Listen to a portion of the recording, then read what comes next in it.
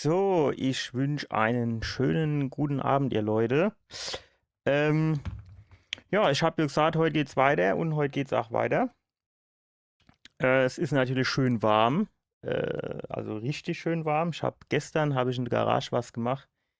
Ich habe das ist, Access Point habe ich halt angeschlossen und Switch und das wollte ich jetzt nur noch ein bisschen aufhängen und die Kabel ein bisschen verziehe und mache.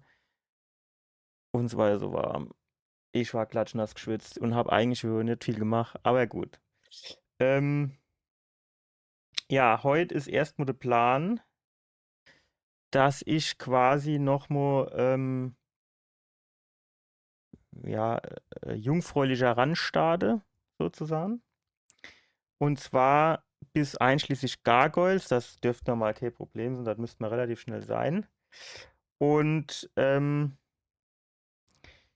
dann machen wir die Gargoyles und übe die, dass wir die packe. Ich habe tatsächlich mal ein bisschen geübt, also nicht geübt, also ich habe nochmal ausprobiert, wie das mit dem Lade ist von meinem Safe Game. Das hat jetzt wieder funktioniert. Keine Ahnung, warum das davor nicht funktioniert hat. Ich weiß es nicht. Ähm, aber es funktioniert jetzt wieder. Von daher ist das ja schon mal ganz gut. Ich würde sagen, jetzt machen wir hier nochmal alle Häkscher weg.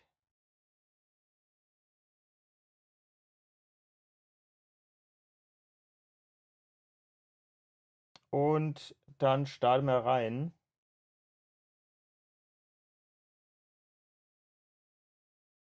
Oh, da unten ist noch einer. So, jetzt müssen wir wieder bei Null sein. Ich habe Häkscher vergessen. Kann nicht sein, ich habe alle Häkscher weggemacht. Ah, jetzt steht 0. Sehr gut. Also, ähm, gehen wir mal rein. Neues Spiel.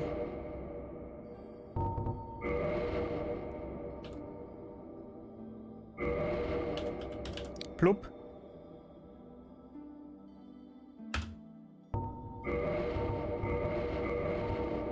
Was? Ich glaube, hatte mehr Krieger oder was? Ne, Bandit. Bandit. Gabe. Generalschlüssel.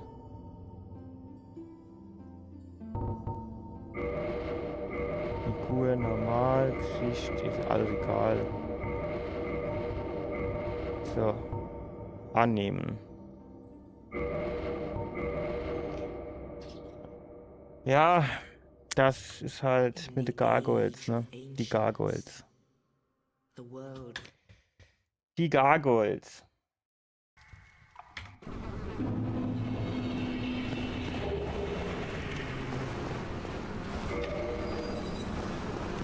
Ja, hier ohne das dürfte eigentlich alles kein Problem sein. Wir nehmen natürlich alle Seele mit, auch wenn es nur wenige sind. Ist klar.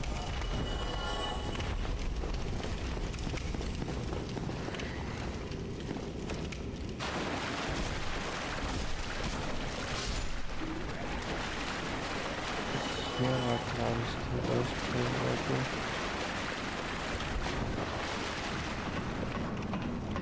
Also, der Jack FromSoft hat mit seinem No-Hit dran quasi, ich glaube, die Feuerbombe am Anfang ausgerüstet. Ist hier rein und hat an den Gegner mit denen eine schwere Feuerbombe gemacht und du ist der auch relativ flott kaputt.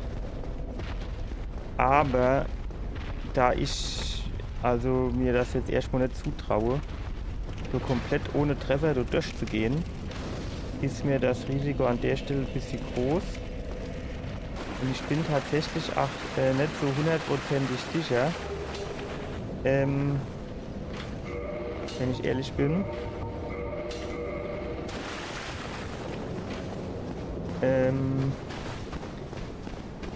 Also wo ich überall nicht hinkomme, wenn ich den Generalschlüssel nicht dabei habe.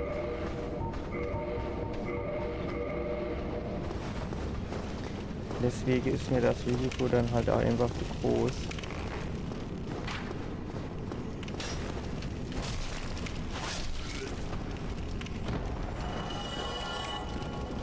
Aber, ey, sind wir ganz ehrlich, ich mache hier kein Speedrun, sondern ein No-Death-Run. Der hatte No-Hit-Run gemacht, das ist hier nochmal krasser. Das ist quasi ein No-Death-Run und ein No-Hit-Run in einem. Der No-Hit-Run, der tut die quasi No-Death-Run inkludiere. Weil wenn er stirbt, ist er wohl irgendwie getroffen worden. Gut, oder irgendwo runtergefallen. Aber ich gehe mir davon aus, wenn er dann irgendwo runterfällt. Und dann ist genauso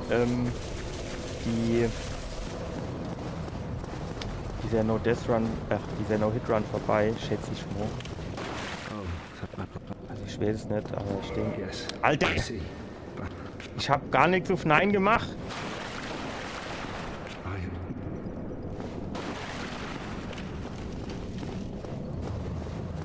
Muss ich mich jetzt nur mal an mein Feuer setzen?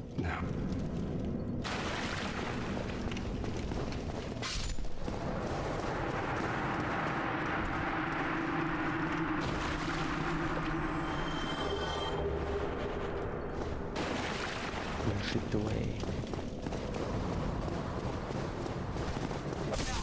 Stark.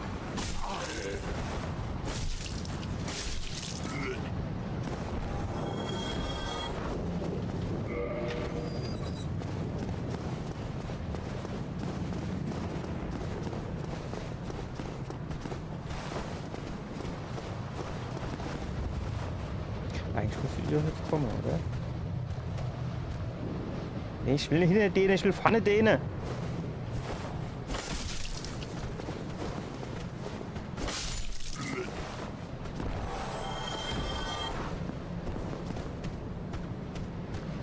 Oh, der K-Pop mir das wieder ab.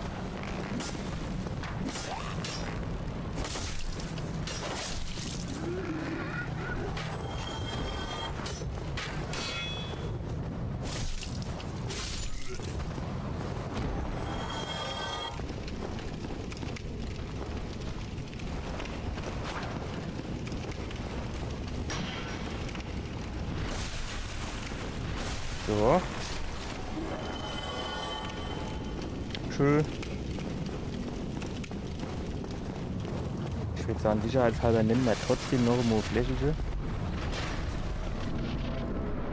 Dann nehmen wir die Axt nur zweihändig.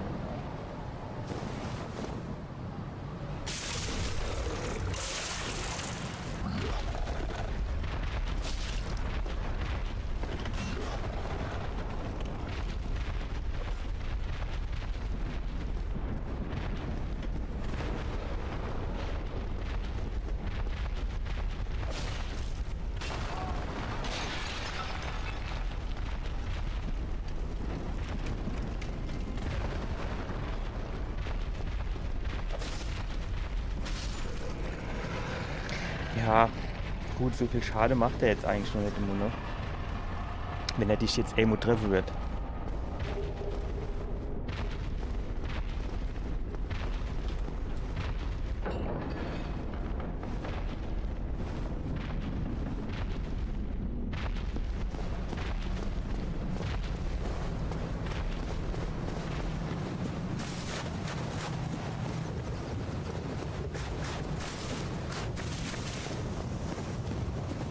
So, Abfahrt.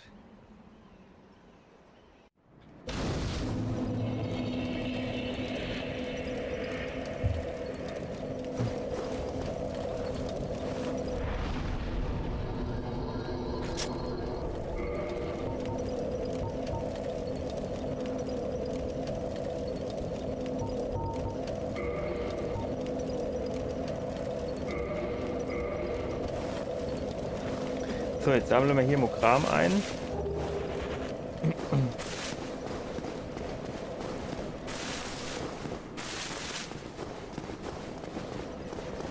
War hier nicht auch irgendwo noch eine Kiste oder so? Da war, glaube ich, nichts Wichtiges drin. Ja, Brandböden schon, ja.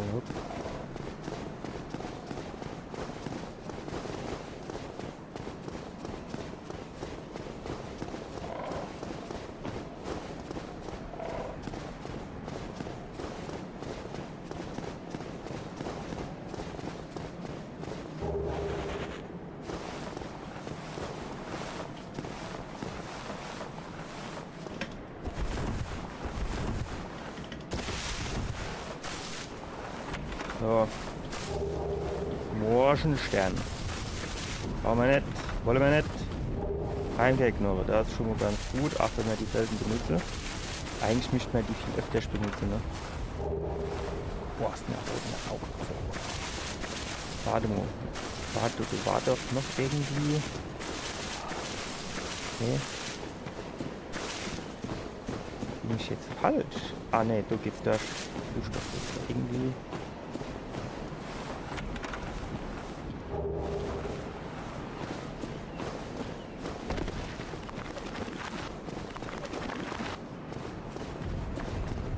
Mehr schön die Bälle in die Hand. Oh, fuck, ich bin falsch gelaufen. Nein! So wollte ich gar nicht laufen.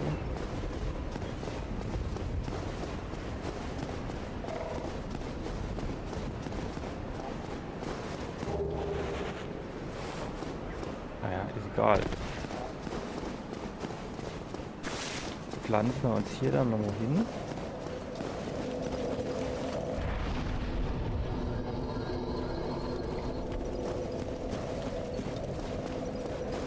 So, das ist jetzt quasi Folgendes. Ich würde gern was ausprobieren.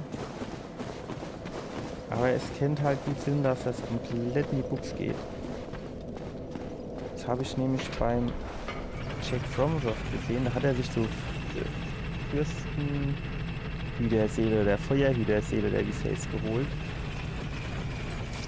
Aber das ist halt arschriskant.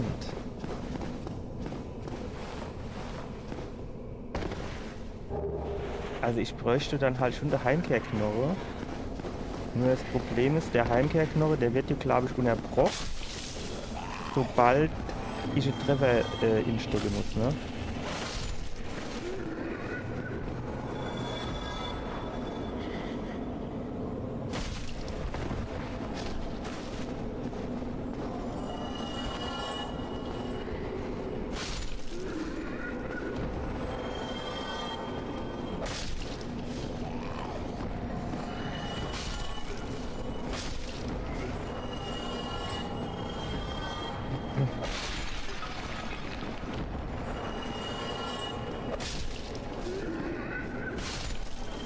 Und dann ist so ein bisschen die Frage, ob man das Risiko an der Stelle hingehen will, ne?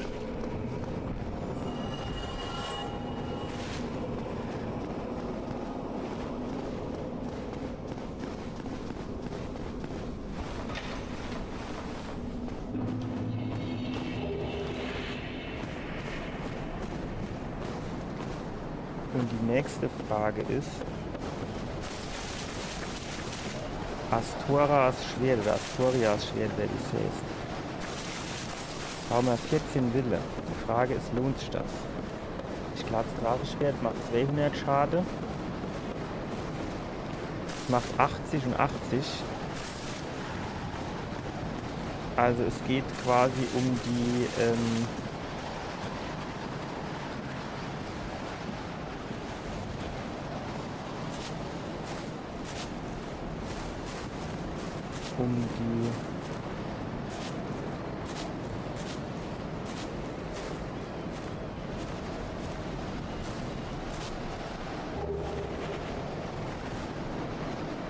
es geht quasi um die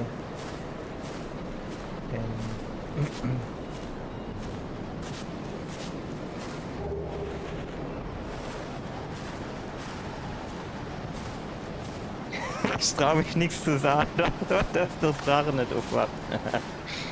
Es geht quasi, ich hätte jetzt auch dahin eine weiterlaufen können, mit dem Aufzug schon mal ins Drachental. Da hätte ich eigentlich relativ Langer Weg skippe, ne? Da wäre ich ja eigentlich direkt beim André rauskommen.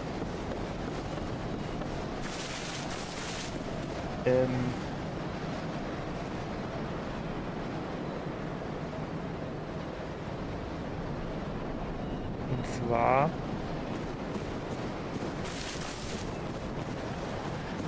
da muss ich aber unten am Black Knight vorbei.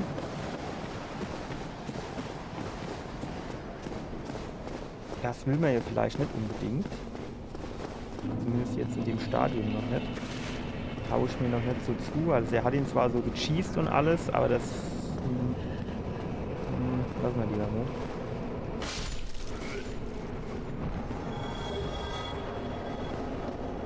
Das lassen wir lieber, Mo.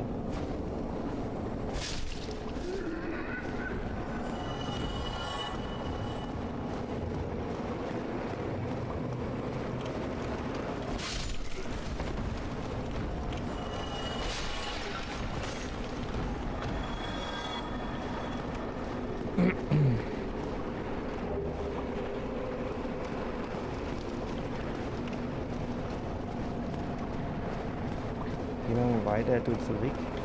Nicht, dass irgendwas angerückt kommt und mich kaputt macht. Ne, weil der ohne komischen Sache angeflogen jetzt. Komm, ja, probiere es einfach nur. Ach nee. Bevor ich es probiere, mache ich das Safe Game. Es wäre schon ganz geil mit der Feuerhüterseele, ne? Dann hätten wir schon mal +1. Dann relativ schnell sogar +2, wenn wir oben Richtung André gehen. Und dann würde auch die Flasche mal ein bisschen was hergeben, weil meistens ist das ja eher so Tropfen auf der heiße Stein, was die wieder regenerieren.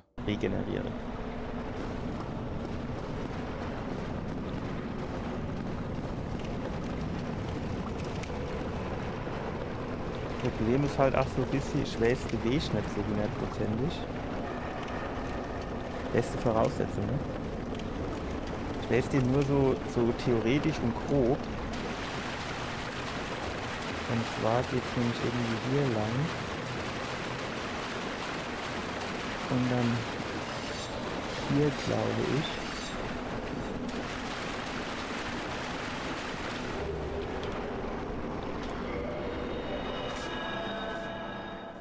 Sieg!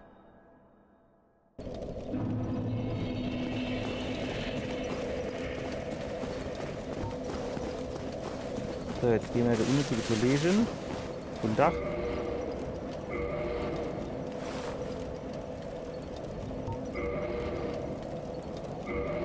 So schnell haben wir nämlich +1. Das ist nämlich schon ganz geil eigentlich.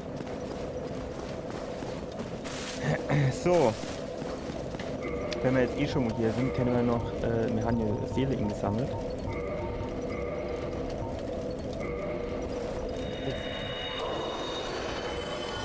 Also wenn ich das so richtig im Kopf habe, das ist Thoras Schwert.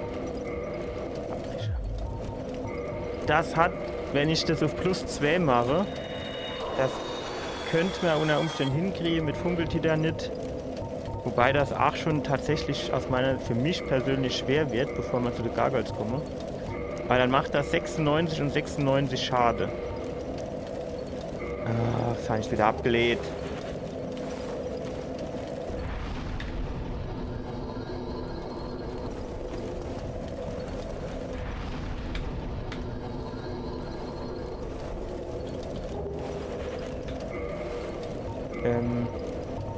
Und das Drache-Schwert macht, soweit ich das weiß, 200 Schade vom Haus aus. Also müsste das ja eigentlich mehr Schaden machen. Es sei denn, die Gargoyles wäre anfällig gegen den Schaden, den, jetzt glaube ich Magieschaden oder so. Ach, scheiße. Was brauchen wir dann für das Drache-Schwert überhaupt? Habe ich mir so irgendwo aufgeschrieben. 16 Stärke, 12 Beweglichkeit.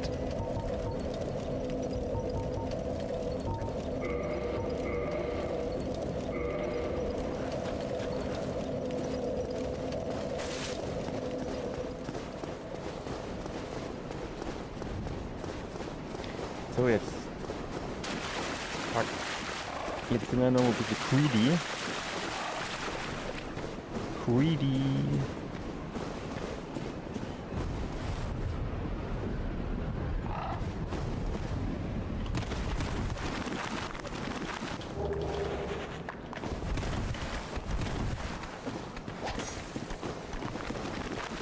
Aber nicht zu greedy. Das heißt, wir gehen jetzt zuerst hoch.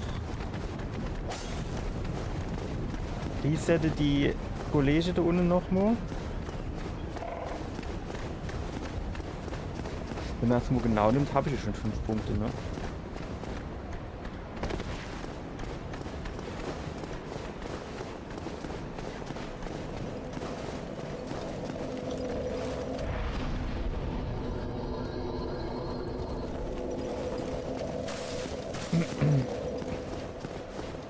Jetzt könnte ich mir tatsächlich, eigentlich könnte ich mir noch schon die 2 Händer holen. Die Frage, brauchen wir den unbedingt?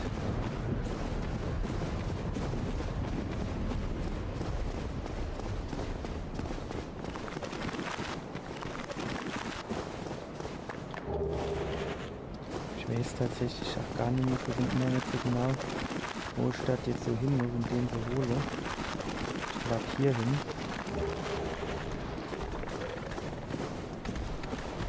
Und dann rennen wir nämlich hier zurück. Wo verlockt, shit. Dann rennen wir hier durch. Ja, die Ausdauerleiste war leer, ne?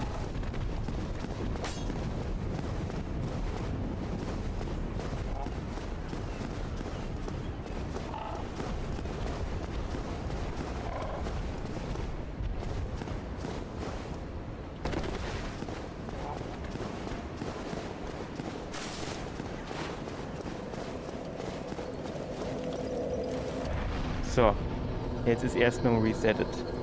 Und jetzt können wir mal in Ruhe gucken wir uns nur das Astoras Schwert an. Ne? Das so hat 95, das hat 80, 80 und das ist Magieschade. Ist halt die Frage, ob die Gargoyles anfällig sind für Magieschade. Das kann man doch bestimmt mal ergoogeln, oder? DS1 Gargoyles. Bellgargoyle, genau, das ist der Kollege. So, da steht da irgendwo was von Weaknesses oder sowas?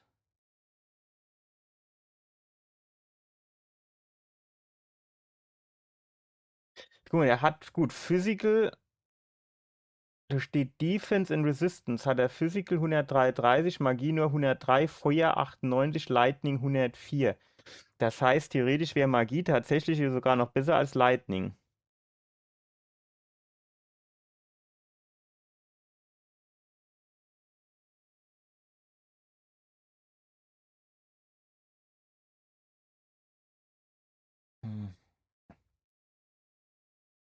Das braucht aber, um dass ich es führen kann,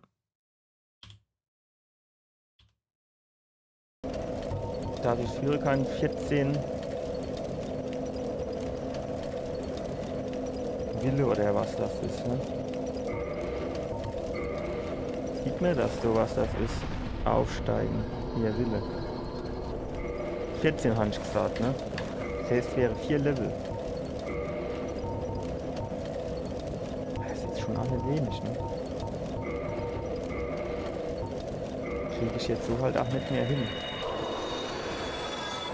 Also 2 Stück werde ich hier vielleicht hinkriegen, ne? Ja, eins. Naja, wir gehen mal mit unserer Axt weiter. Was habe ich denn jetzt ausgerüstet für Schwert? Panzerbrecher, den wollte ich eigentlich nicht. Ich wollte schon die Axt behalten jetzt.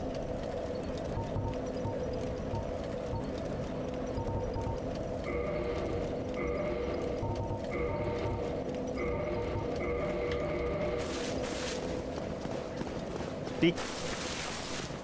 Ja, keine Ahnung. Also wir kommen jetzt hier mal relativ safe so hoch. Bis wir da oben sind, können wir hier vielleicht dann auch noch 2, also bis das Wille auf 14 mache. Wobei ich halt sagen muss,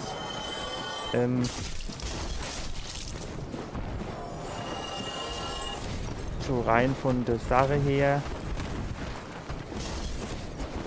wäre halt Vitalität auch wichtig, ne?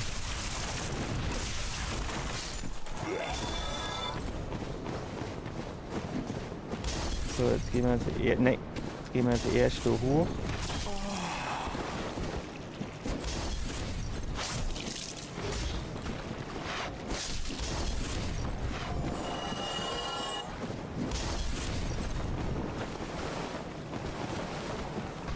So, genau, so drauf habe ich gewartet, dass der Kollege fertig schmeiße und so vorkommt. So, jetzt kommst du mal da runter.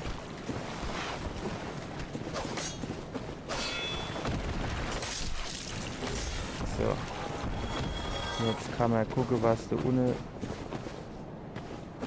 ob das was Sinnvolles war. Ich weiß es nicht. Ja. Seele kann man immer gebrauchen.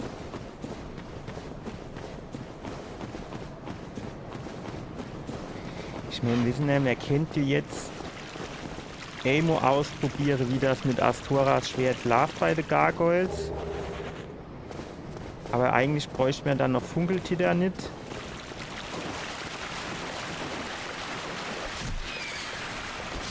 Weil, dass wir es aufleveln können. Ne? Dass es mehr Schade macht. Weil ansonsten wäre das Drache-Schwert natürlich besser.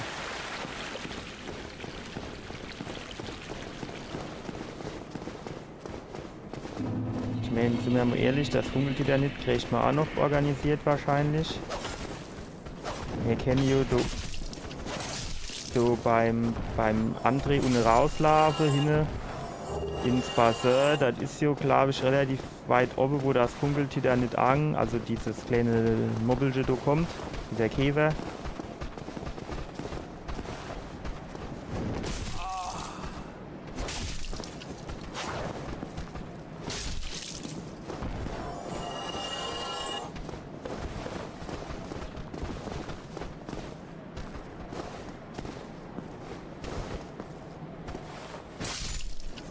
Alter, das war so richtiger Kopfspalt, der Schlag, ne?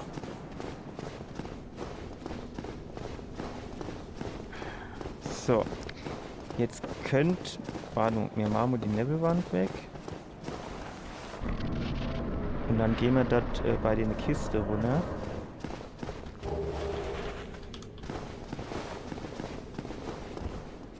Ich weiß auch gar nicht so genau, wo der Jack FromSoft den Bogen so schnell her hat. Der hat ruckzuck irgendwie einen Langbogen in der Hand gehabt.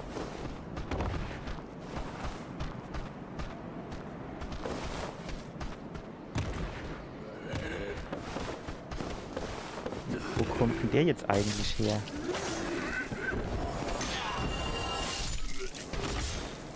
Ich hatte irgendwie gedacht, dass durch hier noch immer einer herkommen ist.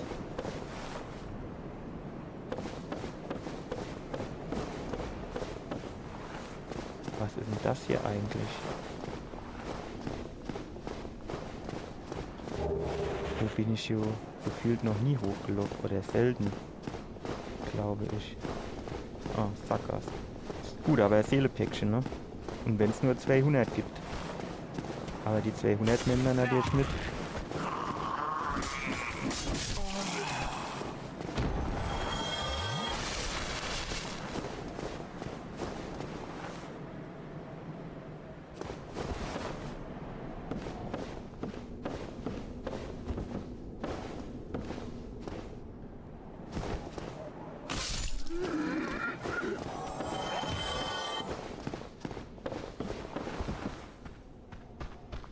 Ich mache das schön langsam, ne?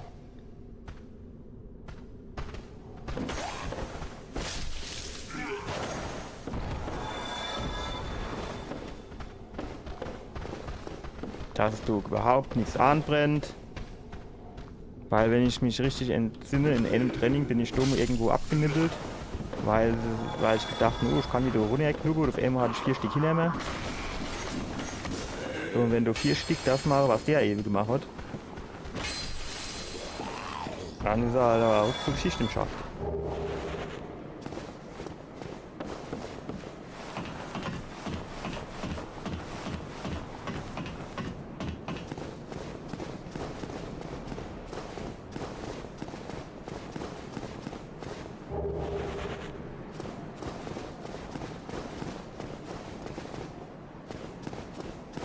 So, jetzt sind wir quasi wieder hier.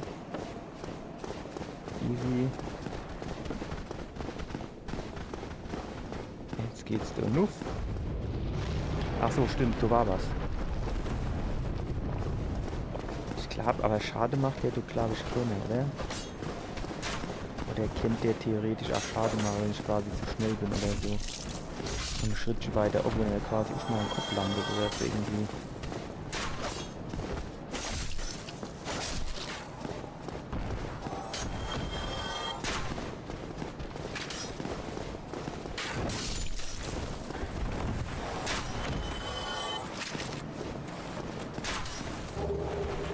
Holzschild brauchen wir nicht. Jetzt gehen wir zuerst durch Nuff, holen uns Leuchtfeuer und machen den Schütze hier weg. Ajo.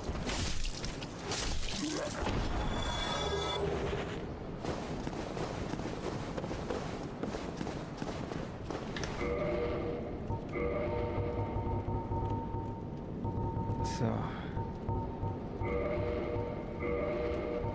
Wir kennen jetzt aber eigentlich noch nicht so aufleveln, weil ich glaube, ich wollte bei den Kollegen dort ohne irgendwie Flitzebogen haben, oder wie war das, gell?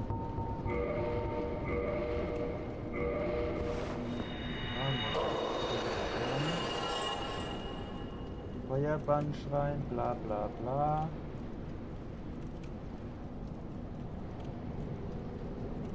...100 Pfeile und Kurzbogen. Du brauchst 2000 Seele dafür.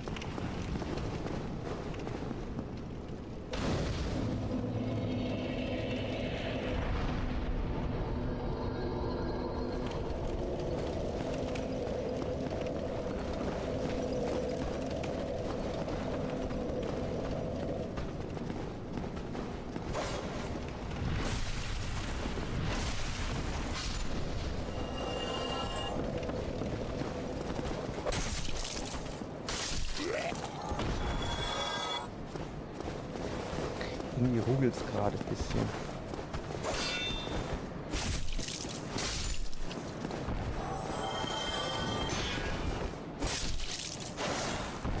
So. Jetzt organisieren wir uns Dodi. Genau, für den Anfang einer wäre eigentlich ganz gut.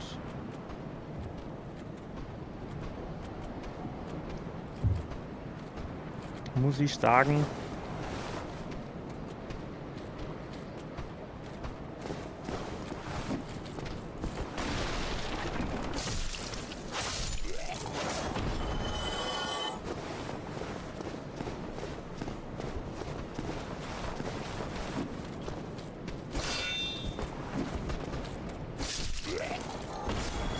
Wiedersehen. So, jetzt kam hier einer aus der Deckung rausgehuckst, ne?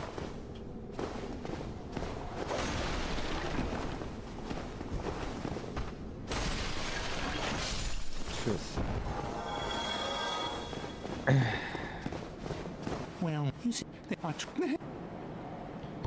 So, Gegenstand kaufen.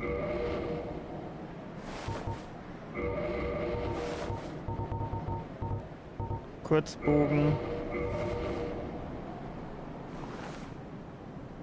Und Standardpfeile.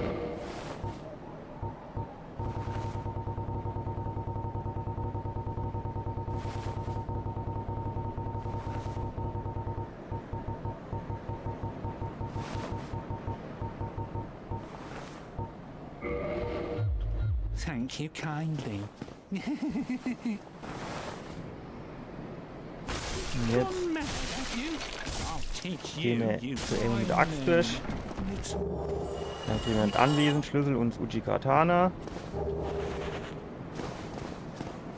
Auch wenn wir jetzt Uchi-Katana eigentlich schon nicht benutze.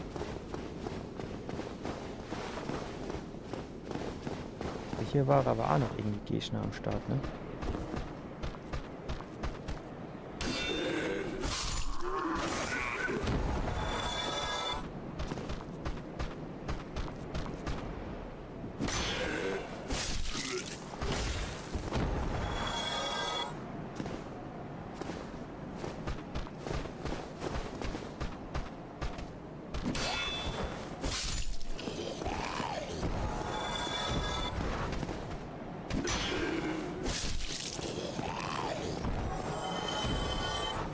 Sehr gut.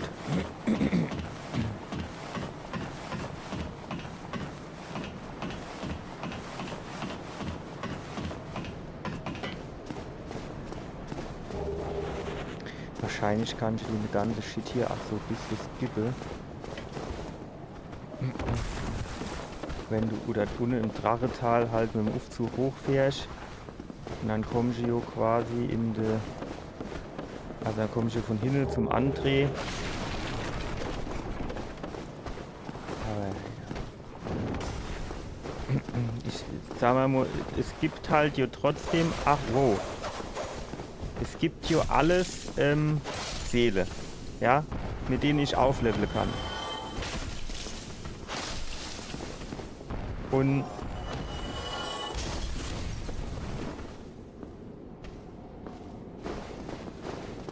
wer war das?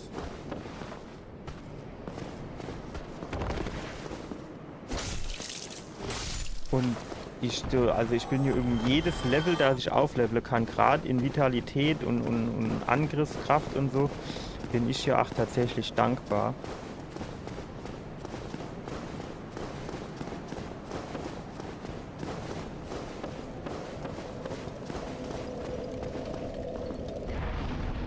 So, jetzt, ja, man kann 2 Level machen, ne?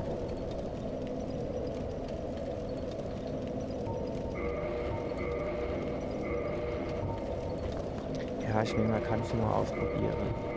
Schadet hier nichts, oder? Ich kann es halt noch nicht effektiv benutzen. Die Frage ist, wenn ich es in 2 Händen nehmen würde, ob das dann ausgeglichen wird. Ja, ich befürchte halt fast, nee. Was brauchst du, Uji? 14 Beweglichkeit, wir haben es auf 12. Ne?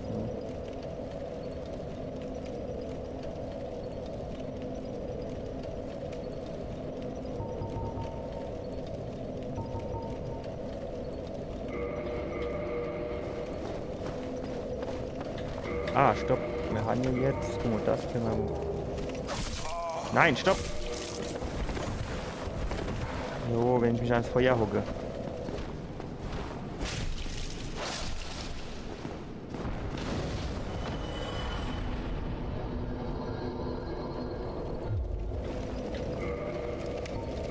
Das will ich wegmachen, ablegen. Und dafür würde ich gern hier den Bogen und die Standardpfeile. So. Auf ein neues.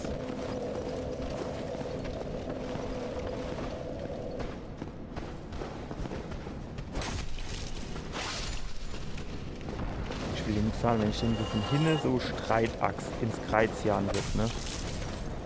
Also ich würde fast sagen, der wäre tot dann.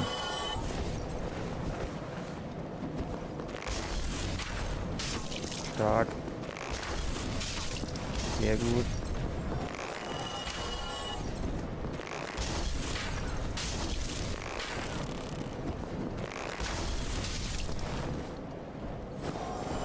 Was? Ich glaube, das ist nicht rein.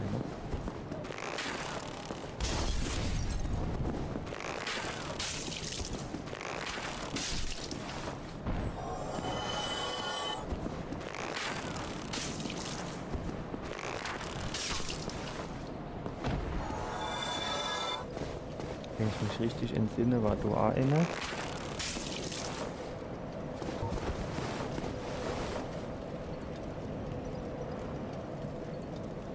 Und dann ist, glaube ich, nur noch einer rechts in der Ecke.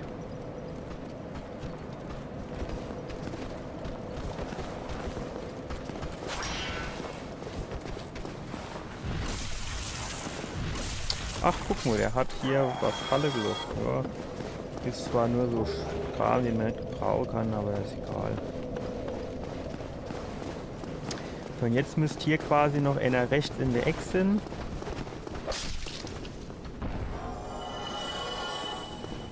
Das Ding ist abgesperrt.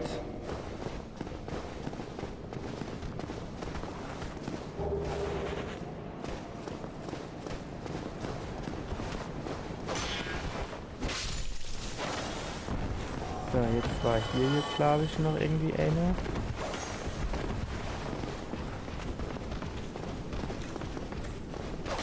Wow. Der geht gleich wieder so ab. Jetzt wieder der Pulk so. So, und dann war hier hinten, war glaube ich Feuerbombe drin oder Lightning? Wie war denn das? Feuerbombe, ja. Gut. Item war hier keins mehr. So. Ah ja. Wenn sie da runterkäme.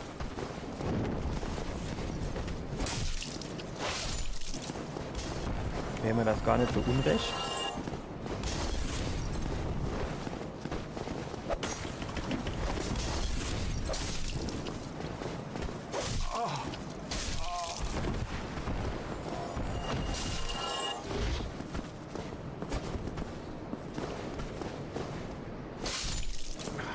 Einfach nicht so greedy sind. Aber es ist halt auch nicht immer so einfach.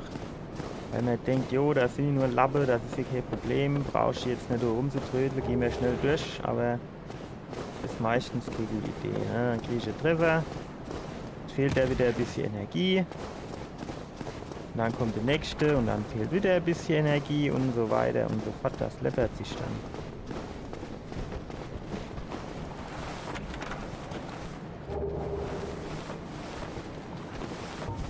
Oh, wenn wir ja eh schon mal da sind.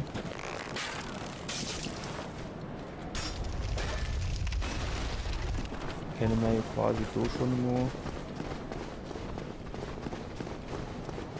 Habe ich so vorher nie dran gedacht, aber es ist ja eigentlich clever, wenn wir eh schon da auf der Ex sind, oder?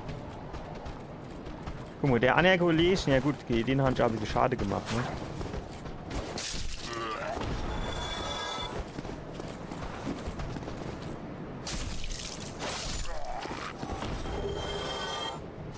Kleine Scherbe, die können wir immer gebrauchen. So, da oben war glaube ich der Flüsselbohrmeister.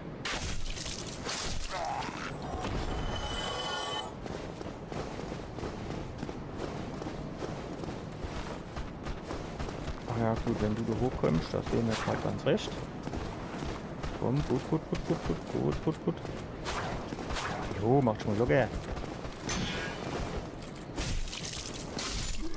So. Der Abfahrt. Haben wir noch eine.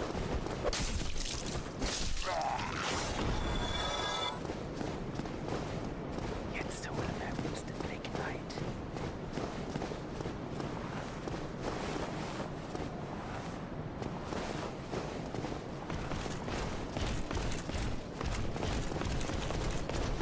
Und zwar gehen wir Schäde hoch, wo wir vernünftig gegen den kämpfen können. Hier. Das ist so ein schöner Innenhof für so kleiner Fight.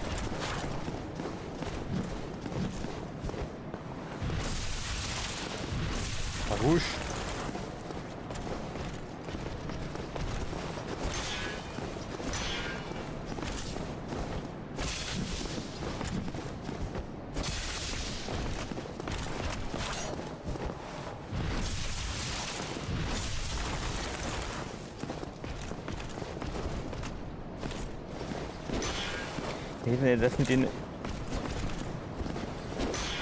Das mit dem Parry ist hier alles schön und gut.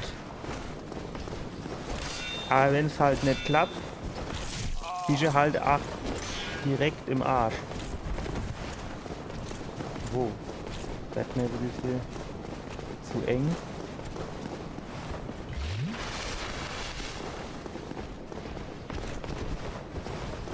Gut, pass mal auf, da drin können wir auch kämpfen, da ist auch genug Platz. Ich verstehe halt auch nicht, warum diese Backsteps manchmal nicht funktionieren. Obwohl ich einwandfrei hinter dem stehe und dann geht's nicht.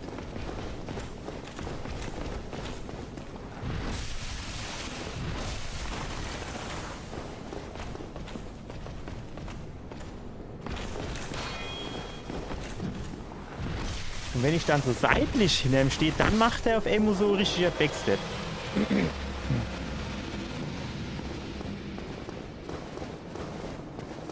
Manchmal echt ein bisschen merkwürdig, muss ich sagen.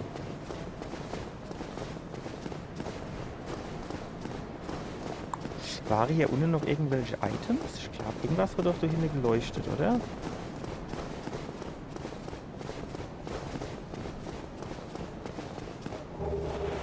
blauer Tränenring. Ich glaube, der war für nichts zu gebrauchen, wenn ich das richtig im Kopf habe.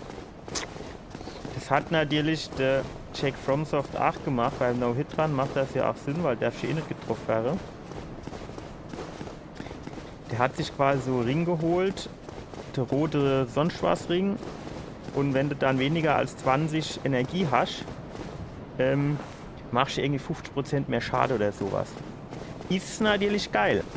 Aber auf der anderen Seite, dann darfst du halt auch jetzt erstmal so nicht getroffen werden, ne?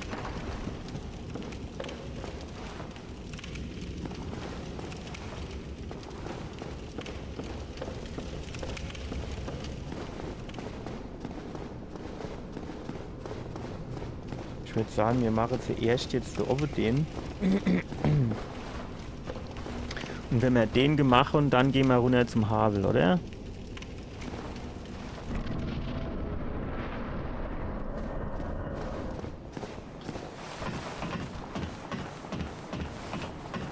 Ich meine, aktuell brauchen wir den Havelring ja eigentlich auch noch nicht, aber...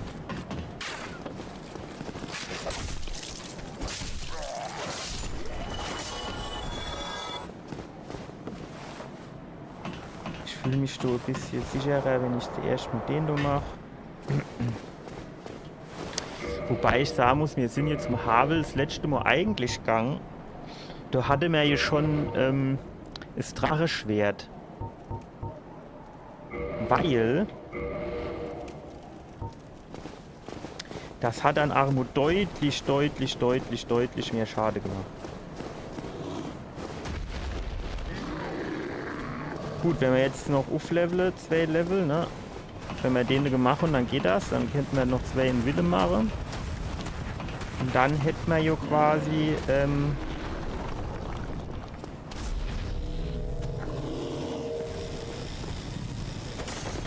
ja, am Arsch.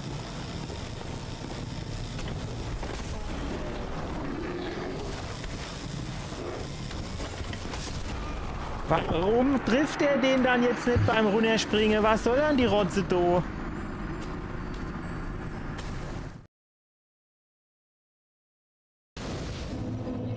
Das ist das erste Mal, dass ich da runterspringe und er den Wichser nicht treffen tut.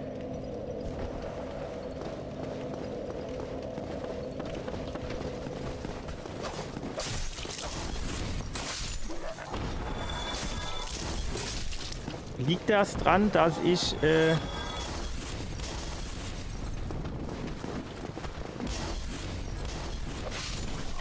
liegt das so dran, dass ich die Axt zweihändig genommen habe oder was? Nein!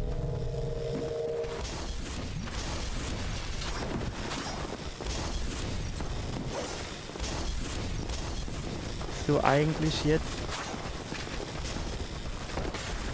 So weiß ich gar nicht, wie das ist.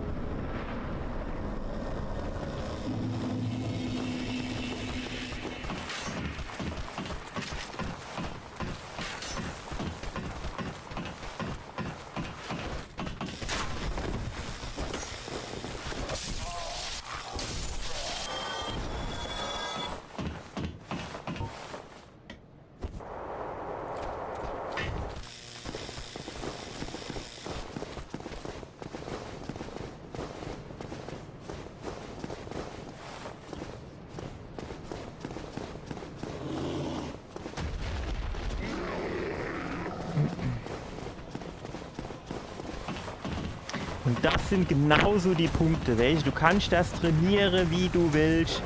Dann, das hat 50.000 Mal geklappt hier im Training, alles gar kein Thema. Und dann springst du da runter und er haut am vorbei.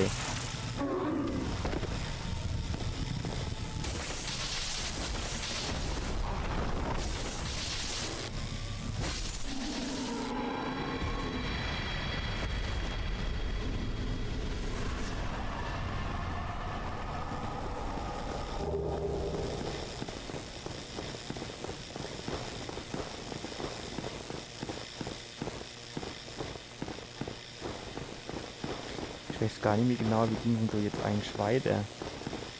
Waren wir jetzt schon quasi da unten auf der Brick, jo.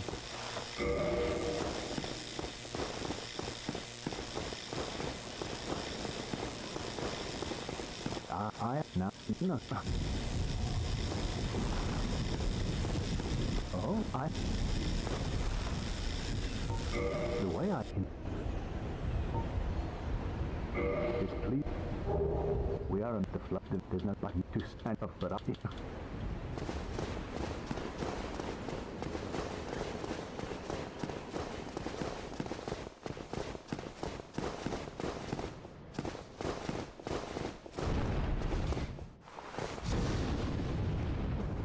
wollte gerade sagen, wie waren das?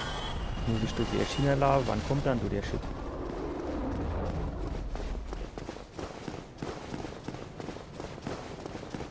Wird eng, ne?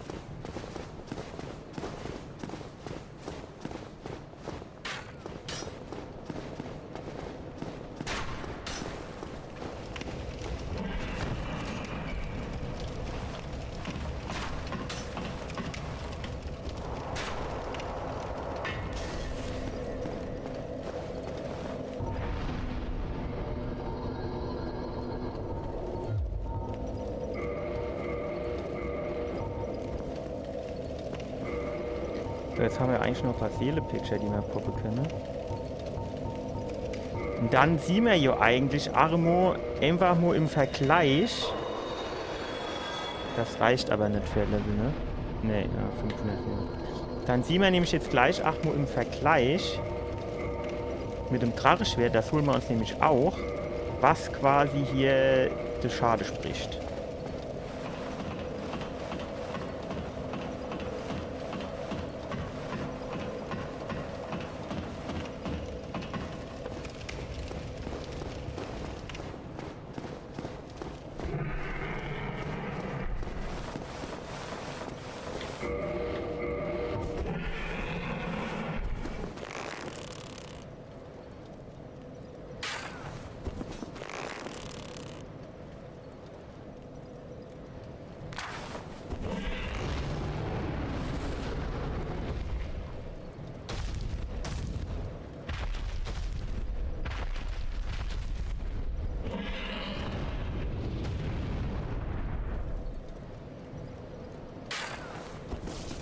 Zwei. 3.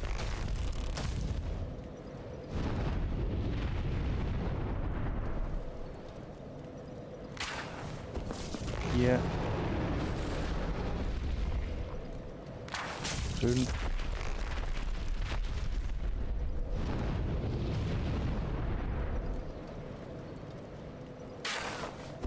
6. 7.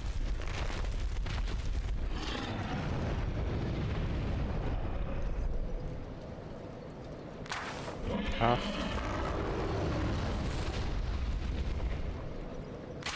9.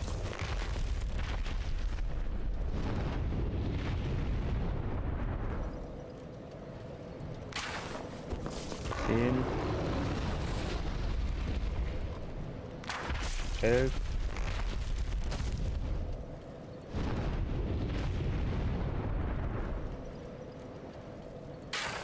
12. 13.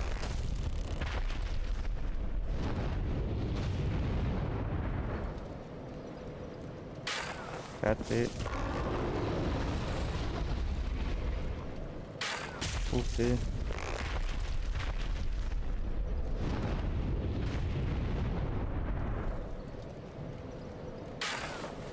16. 17. Das müsste eigentlich gleich soweit sind.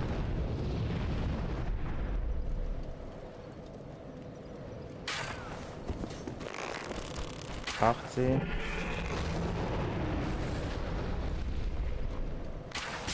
19.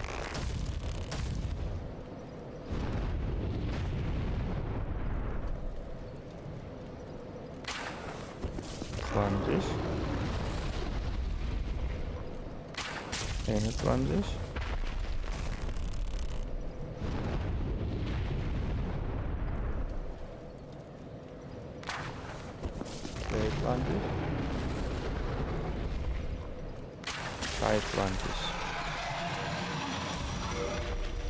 So. Also. So haben wir. Ja, da habe ich nicht dran gedacht, ne? Das skaliert ja auch noch auf C und das Dracheschwert skaliert genau auf gar nichts. So ist das schon besser, ne? Wenn ich da jetzt wirklich noch Funkeltiger nicht an den Start kriege.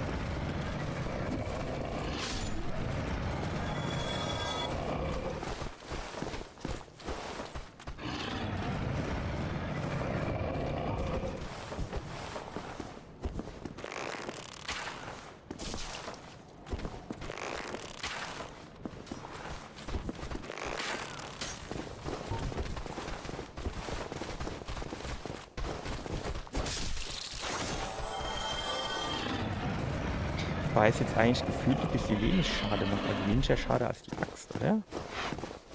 Oder die Gegner sind so unten halt stärker, das kann halt auch sein, ne?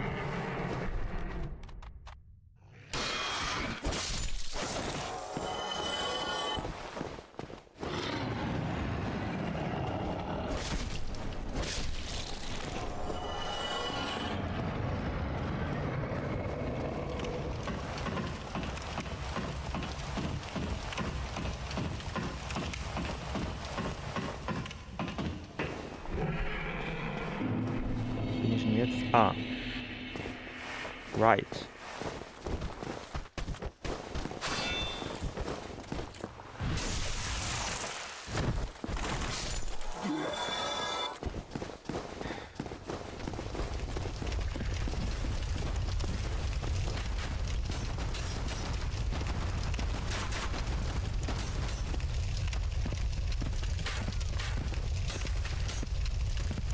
Kriege ich den Köderschädel eigentlich noch irgendwo oder habe ich den jetzt verpasst?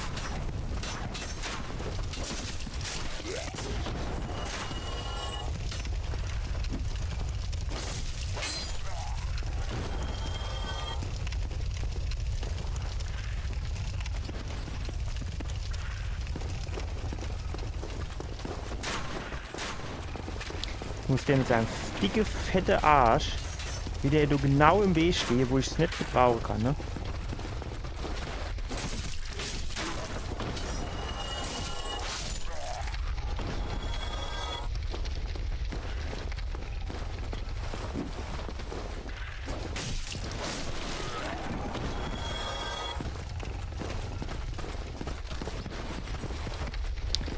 Kommst du dann jetzt her?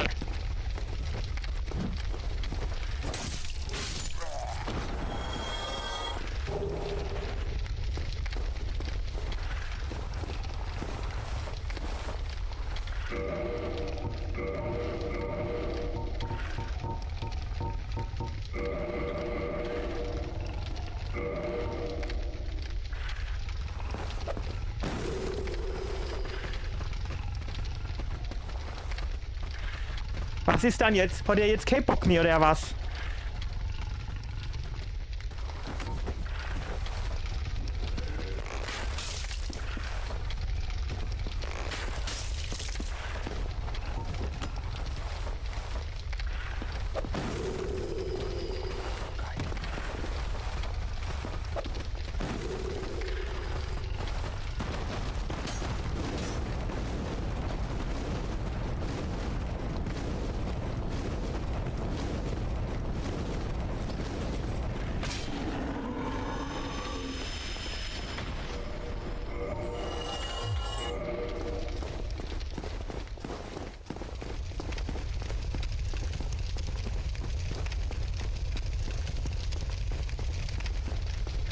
So.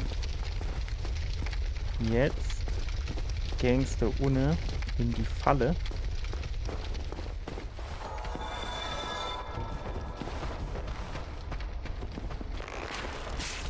Boah, geil, schön in die Wade, ey.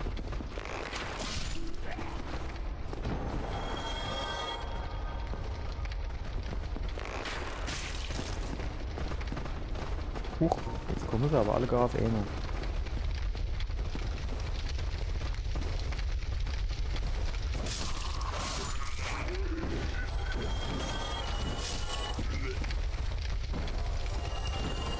Was ist denn eigentlich der Angriff hier? Okay, das ist so eine und das Schwert ist so eine Pfannenstecher. Ja, look dann. Es ist halt schon jetzt wieder so ein bisschen wie überlegen. Das funkelt nicht, kriegen wir ja erst, wenn wir hinten beim Antrieb durchschlagen. Zumindest weiß ich nicht, wo es vorher noch welches geben sollte.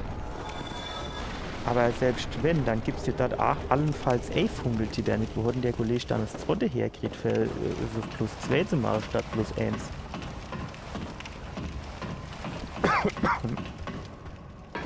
Muss ich mir nur genauer ansehen.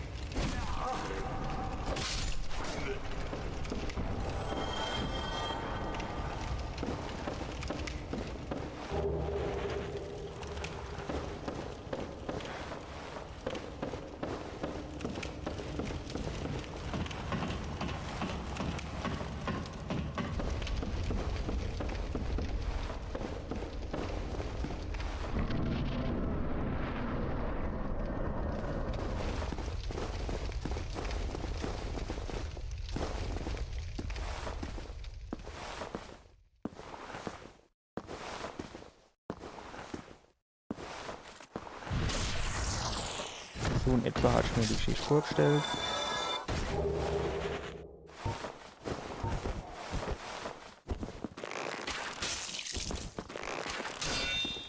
Ja klar, von hinten geschossen, von vorne mit dem Schild geblockt. Was will ich dazu noch sagen?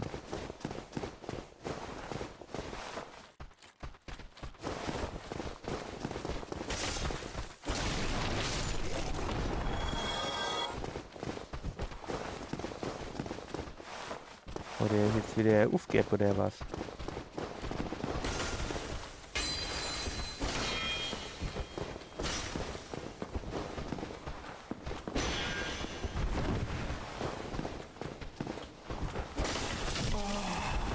Ich verstehe ja nicht, warum manchmal dieser Tritt nicht funktioniert und manchmal schon.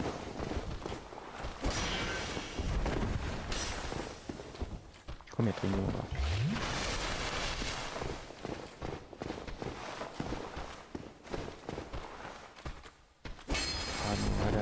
War das? Nee. Das war schon hier nur Pfanne und Schlag.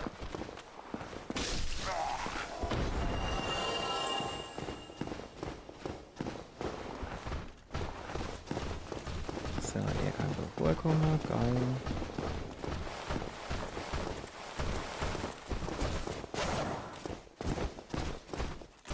Geil wäre es jetzt halt, wenn er hinter mir käme, ne? Aber nicht, wenn er so dumm auf der Treppe steht.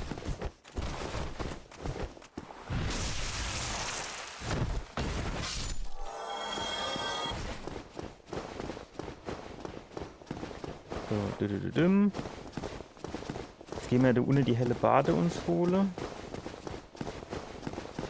Das Problem ist, dadurch, dass wir vorhin verkackt haben, haben wir jetzt natürlich auch kein Blitzdings mehr, kein Goldharz mehr.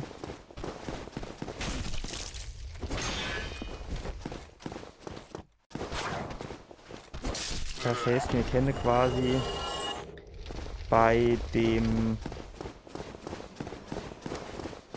bei der Gargoyle sowieso nicht die helle Bade mit dem Blitzgedöns benutzen.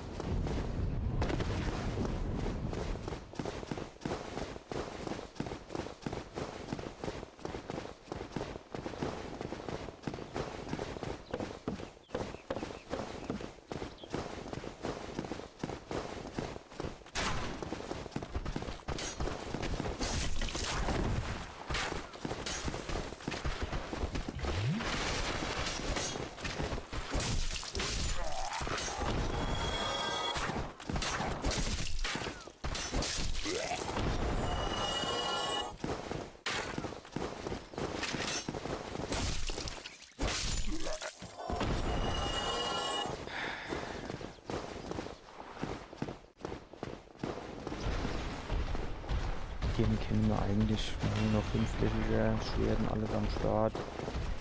Nicht eigentlich machbar sind.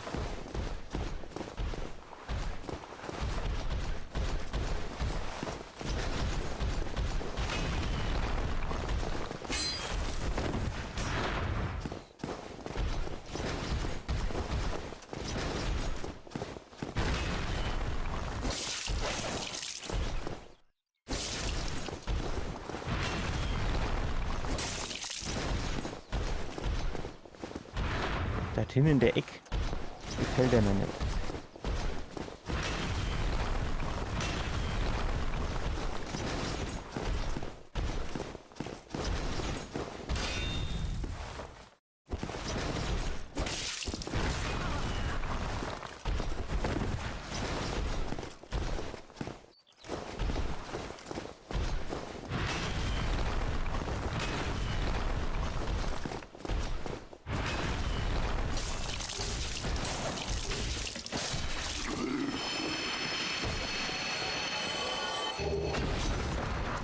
Kleine Scherbe und eine Feuerhüterseele für Flasche +2. Wird ganz gut machen, wenn ich ehrlich bin.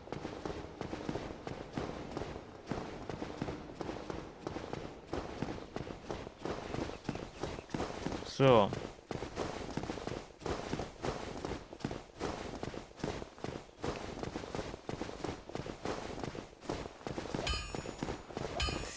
Ist hier die Frage, dieses Funkeltiternit, wann kommt denn das? Ich weiß, das ist so, wenn man runtergeht zum Black Knight.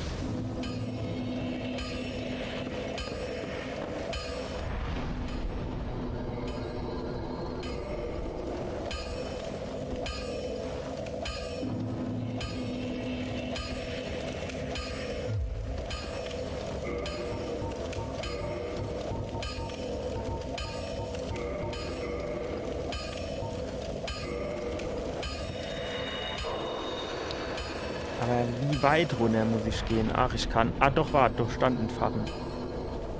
Hier.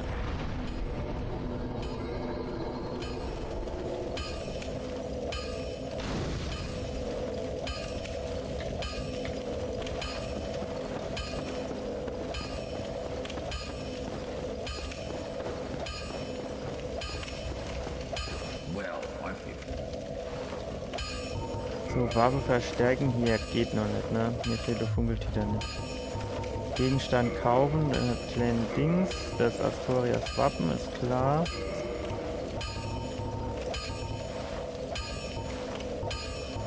Ja gut, der hat auch okay, Langbogen, ne? Also so kann er das Ding auch nicht kaufen.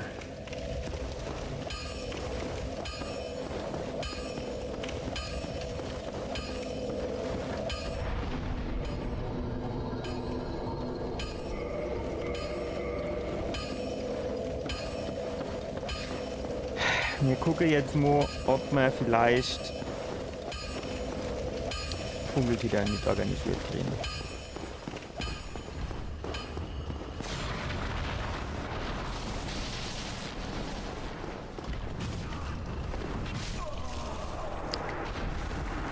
Ey, welche, wie oft ich durchgelaufen bin, ohne dass irgendwas passiert ist. Ey, ich mach mich gleich nackig. Ich glaube, dann habe ich mehr Ausdauer.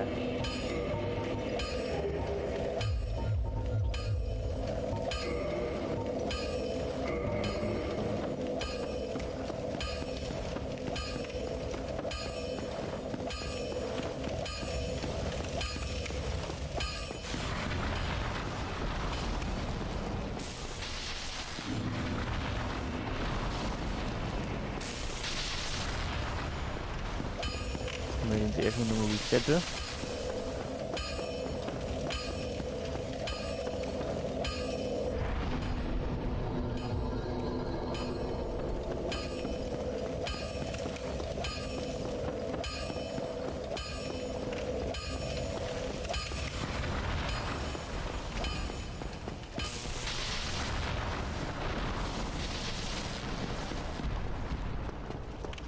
Ja, genau so läuft das normal immer.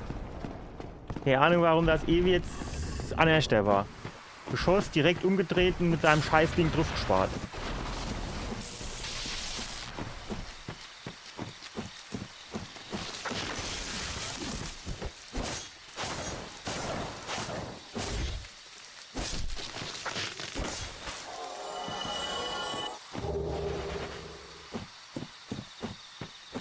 Muss ich nur gucken, dieser Aufgang, der war irgendwie relativ weit hier vorne.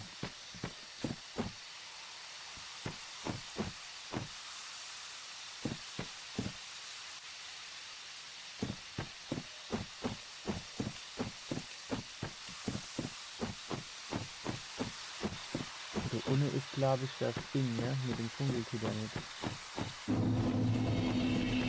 Das Problem ist halt, das muss ich dann halt auch echt platte jetzt.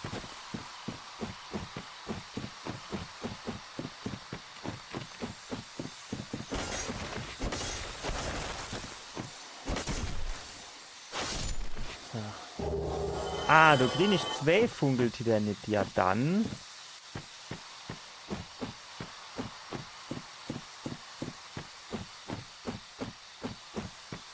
Ist dann.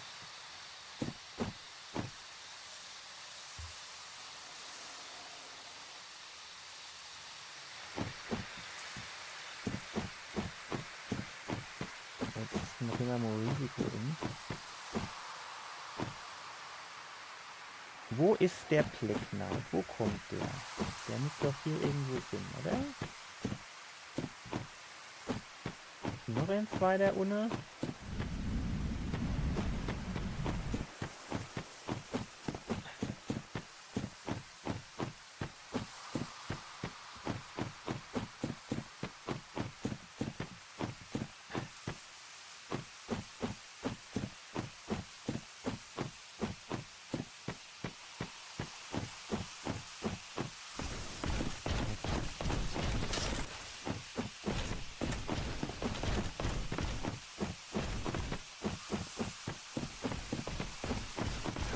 Gerade Angestellt vorgestellt. Mir war nicht so klar, dass der so mehr oder weniger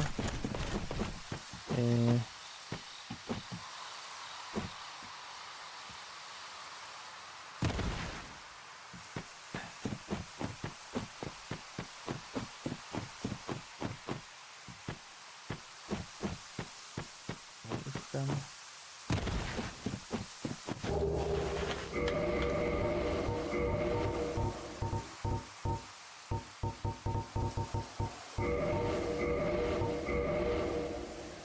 Ja, ich habe doch gesagt, benutze. Warum legt der den Scheiß immer ab? Auf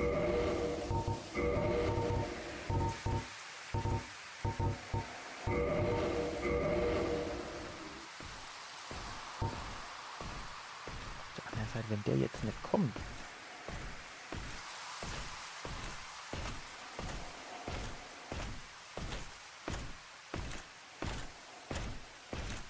Kann ich mich theoretisch ersparen.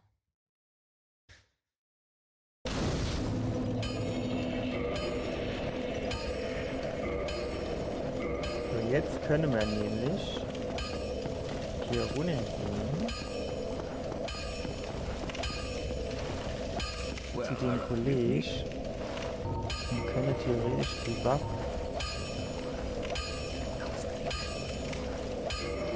I'll be seeing you then. Be careful out there. Soll ich dann jetzt 2000 Seele herkriegen? Eigentlich brauche ich sogar 4000.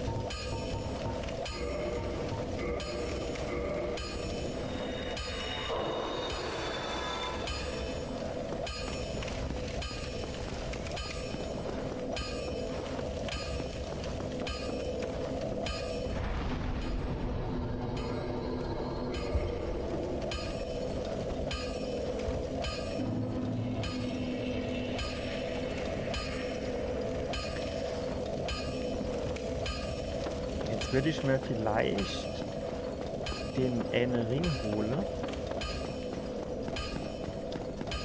Ach, ich weiß ja, den Bosskampf traue ich mir jetzt nicht zu. Aber ich könnte zumindest mal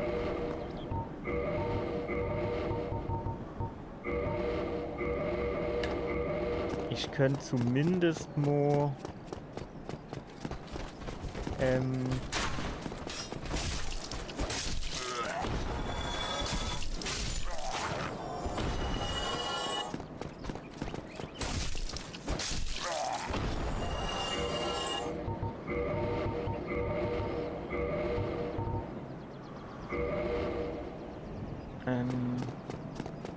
auf dem Weg zum Gedöns hier, ne? Könnte ich das ausrüsten und mit den Pfeilen halt mehr Schaden machen.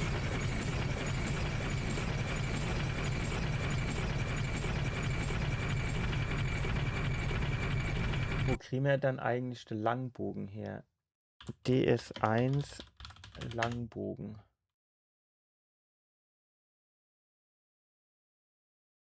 Fundorte findet man bei einem Leichnam im Finsterwurzgarten zusammen mit 16 Federpfeilen und dem Jägerset.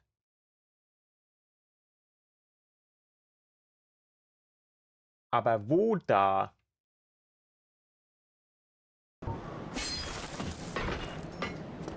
Das ist hier die Frage.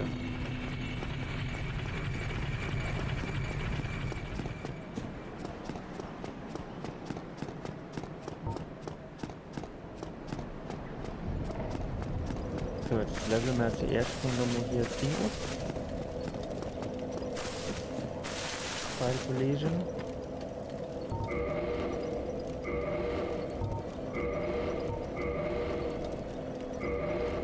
So, jetzt haben wir schon mal plus 2. Und dann gehen wir Risiko.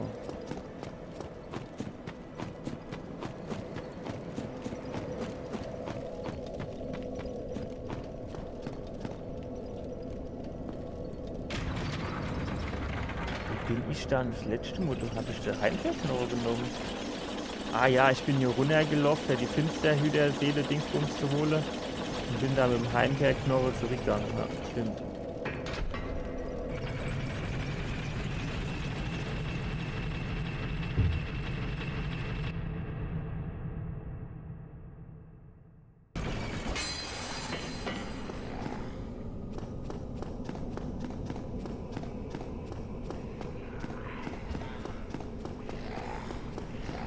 Wie viel gäbe die?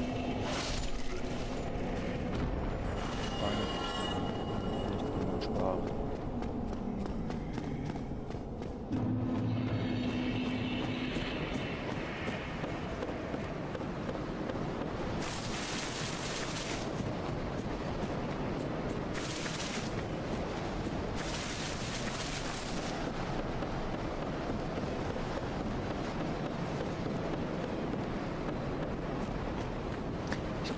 Ich glaube, es hängt auch von der Klasse ab, ne? Ich glaube, irgendeine Klasse hat sowieso schon als Gimmick die Generalschlüssel. Und dann kann ich mir zusätzlich die 5 schwarzen Feuerbomben theoretisch holen, ne?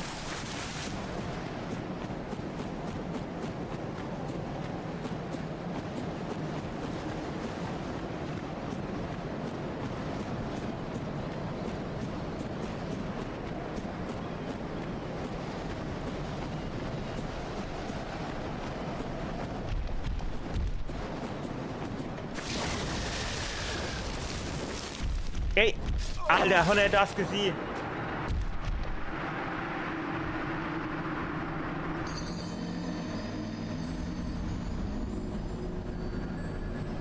Ey, es ist nicht zu Glase.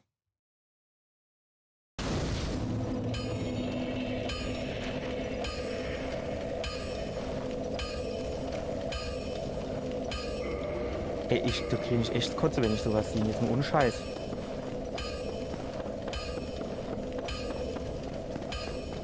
Larsche vorbei, der dreht sich rum und schmeißt sich mit dem Schwanz runter. Ey, ich glaub, es hackt. Ich hätte auch nicht springen dürfen. Einfach vorbeilaufen.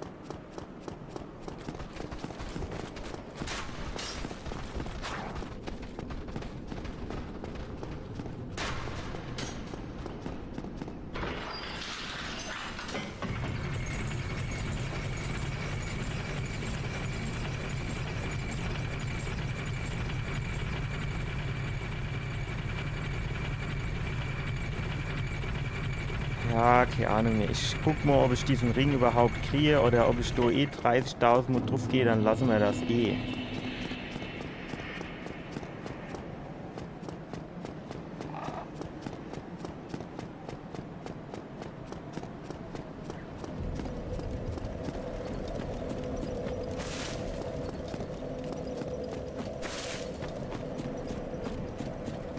Ich muss gerade überlegen, wie war das? Und so. Ja.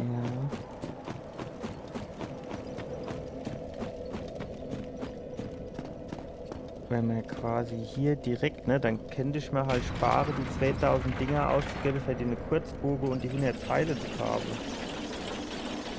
Gut, vielleicht 100 Pfeile schon, aber dann könnte ich direkt quasi mit Langbogen holen.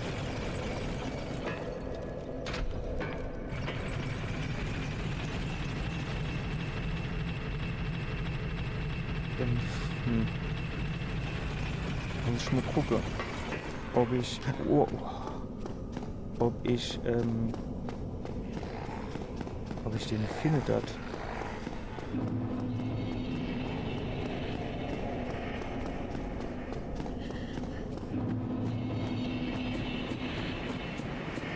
Ich weiß nicht, so manchmal, die geht's einfach dann ruckele. Vielleicht hätte ich die PC nur neu starten müssen, bevor ich spiele oder streame. Weil eigentlich die CPU- und GPU-Auslastung, die so pimmelt beide so rum, als wäre nichts. Ja, du geht jetzt, ja, also am Zukunft nur Peak bei der CPU auf 80-90%. Fragt mich warum. Kann ja wohl eigentlich nicht Sinn bei so einem Spiel. 20 Jahre alt ist. Ich glaube, so alt ist noch nicht mehr. Aber ich glaube auch nicht weit von entfernt. Ja, unklar. Genau am Schwanz liegt der Scheiß.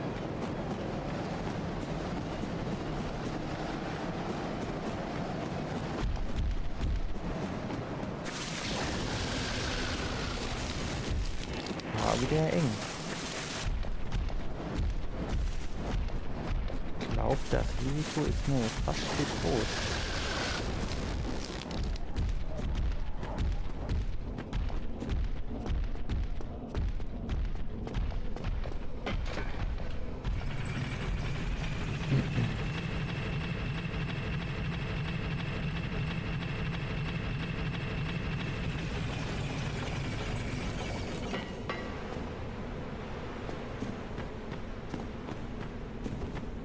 Eigentlich müsst du zuerst auf Leuchtfeuer kommen und der Black Knight, der müsste so mehr oder weniger relativ weit davon entfernt sein.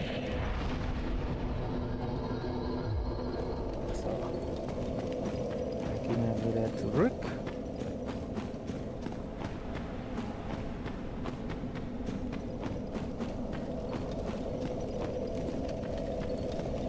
Kann man irgendwo linsen, ob man den irgendwo sehe? Eigentlich ziemlich, ich glaube, der ist jetzt direkt durch rechts, ne? Ja. Da gab es das Graswappenschild. Aber wo soll es denn da dann den Langbogen geben?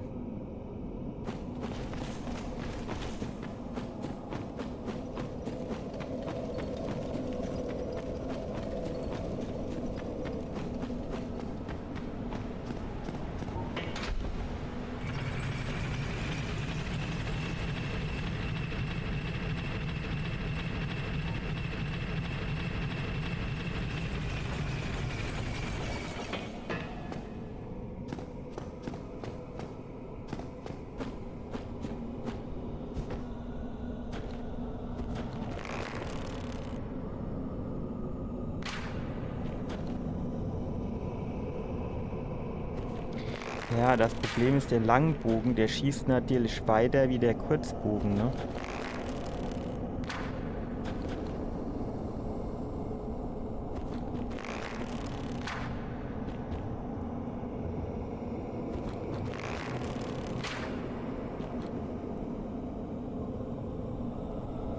Wo hat dann der da angeschossen, dass der sich umgedreht hat?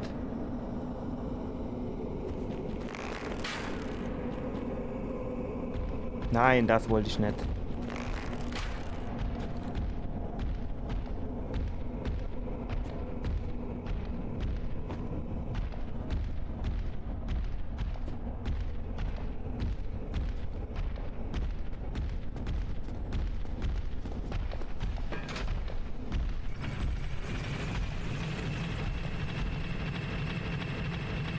Hatte hinten auch nicht geschossen, da hat er sich umgedreht, dann konnte er hinterlaufen, rechts oben den Ring holen, fertig.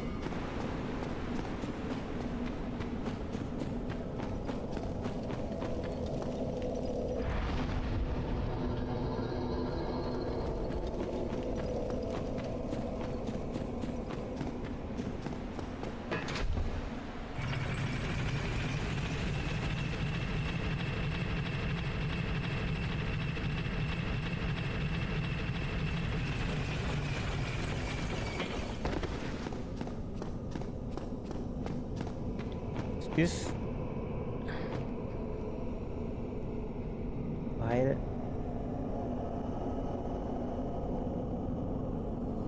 da ist irgendwie die Lady, ne?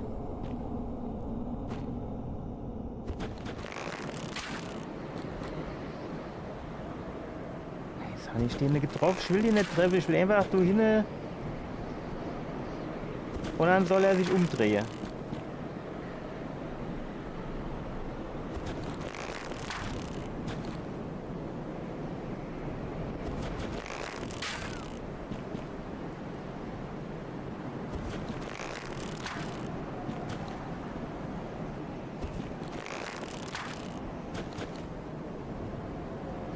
Vielleicht das an den Schuss.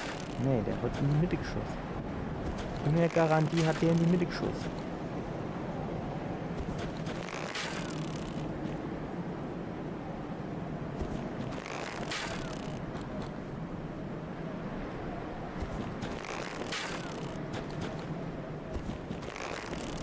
Hat er vielleicht hinten den umgedreht?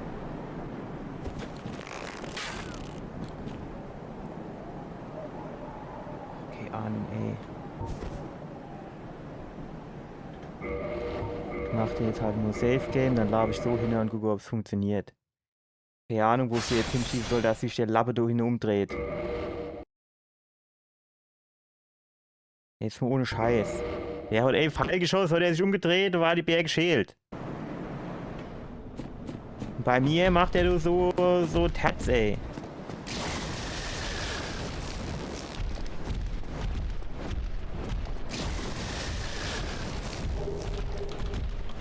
Nein, renn weiter.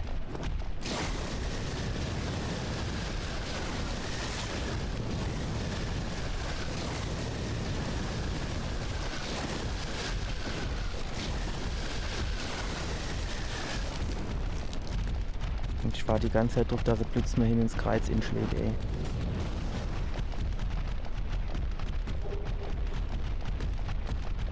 Ey, ich sah ins Armo, wie es ist.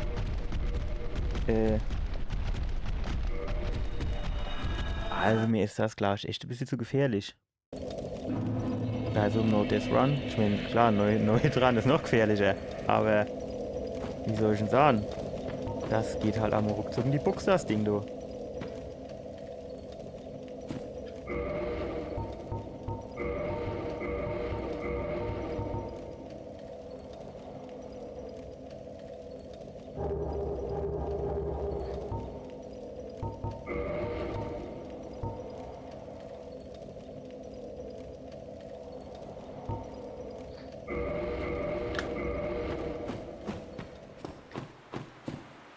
Das ist die Richtung. Ja, wenn ich jetzt halt wüsste, wo ich hier die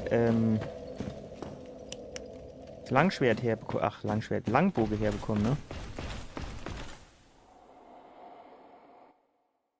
Weil da unten ist er nicht. Und dort oben war er ja auch nirgends. Ah, jo, hat er mich getroffen. Obwohl er vorbeigeschlagen hat. Der Wichser. Jetzt hier bin ich ja überall rumgelaufen, da war ja nichts.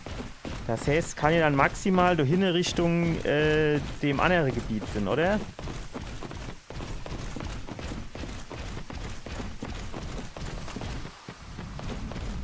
Vielleicht da oben, du leid dir was.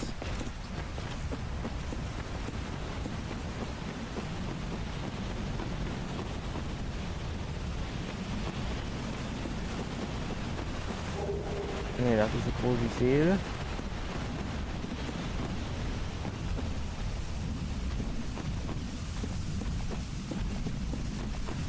Ich kenne hier zwar nur mal kurz ohne Leid auch noch was.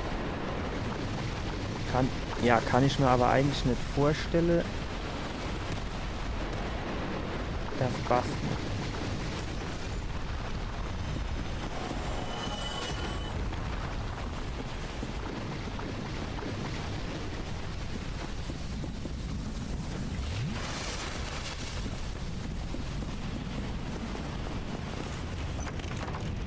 Und du geht's zum Havel.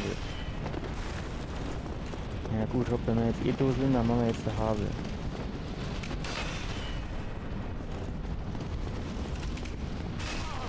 Oder auch nicht.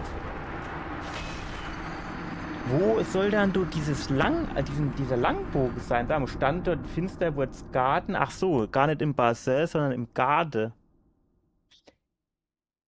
Okay, wo ist denn das im Garde?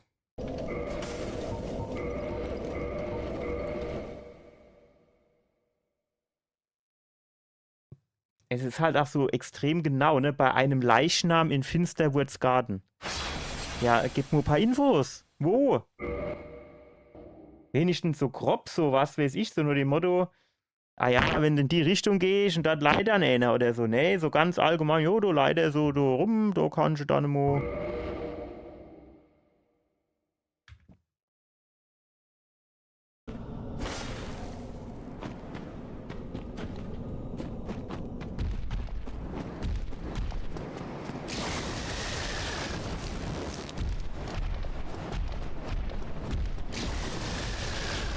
Das haben wir gelernt, dass ich das Ding schon mal nicht brauche.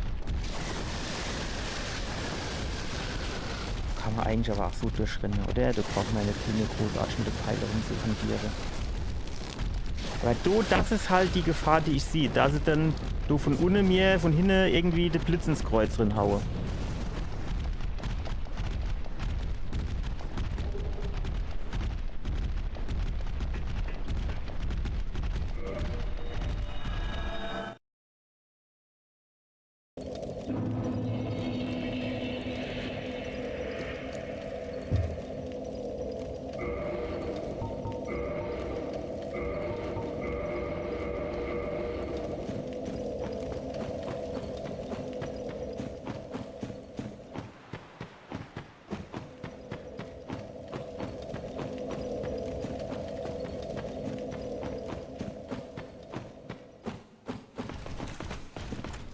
So, mit dem will ich mich. Ja klar, durch die Steh durch. Ah jo.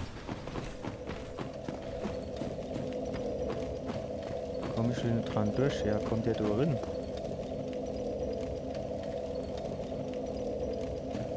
Pimmel dir jetzt so Pfanne rum und wart, bis ich komme, oder was?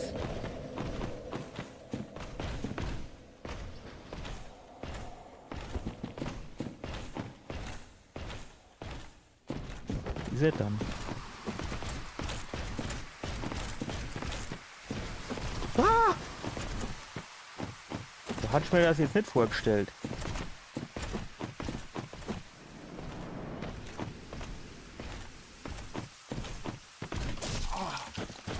Ich wollte so vorbei hupse. Ich meine, das Gute ist ja, der tut mich schon mit einem Schlag schon nicht tot machen.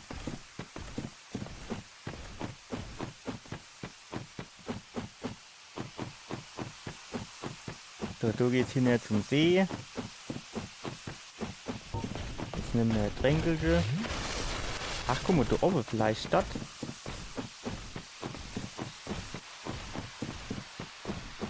Hier das Ding vielleicht. Lederstiefel. Ja, geil.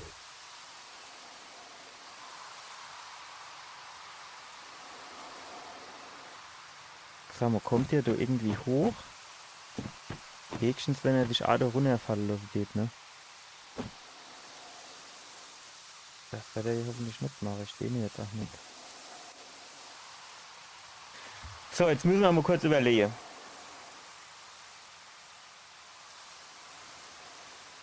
Wenn wir durchs Drachetal hier hochrennen, direkt am Anfang. Ist ein bisschen risikobehaftet, ne?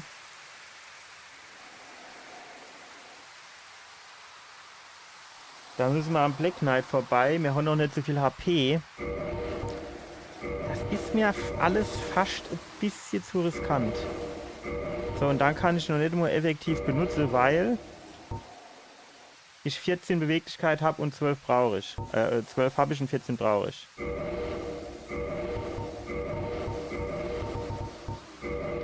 Das machen wir so auch nicht.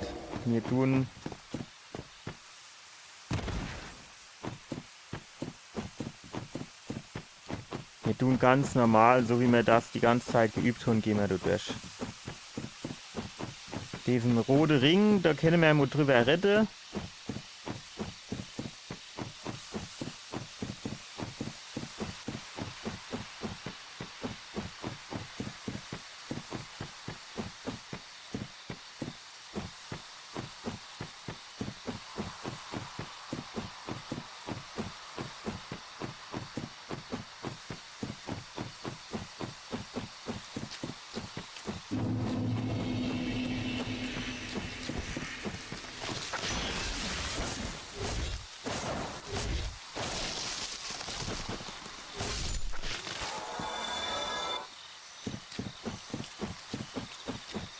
War mir auch nicht.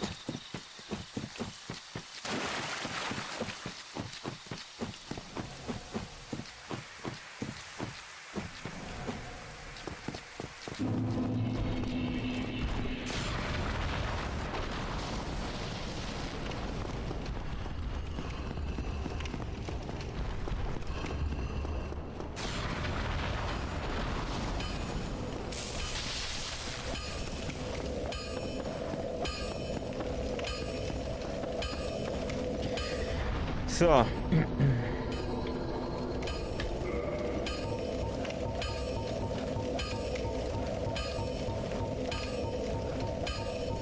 Jetzt wäre die Frage.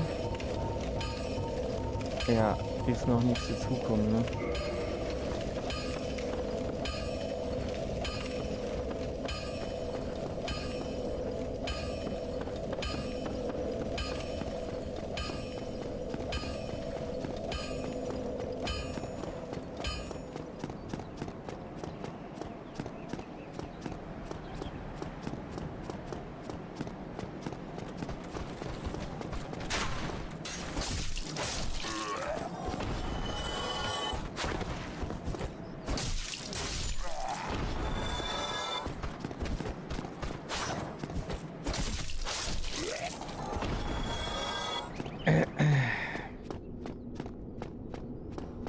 Wo kriegen wir hier im Zweifel...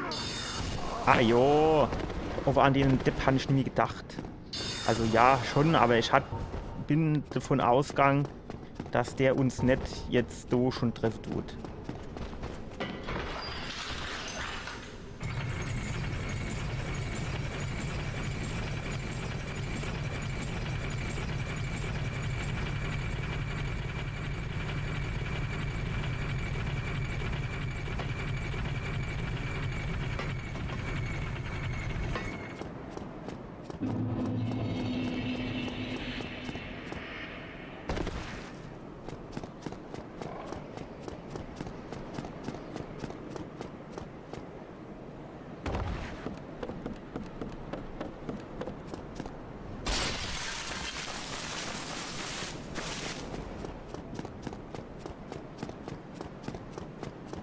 So, jetzt versuchen wir uns mal unter die... Alter, ich will doch nicht das. Auf diese 20% Energie zu bringen.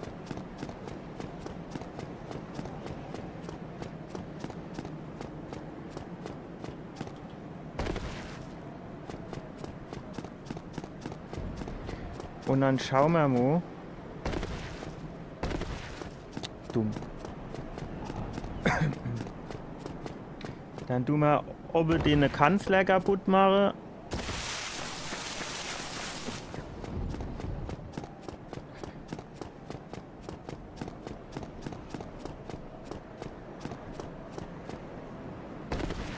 So, jetzt ist der, glaube ich, an.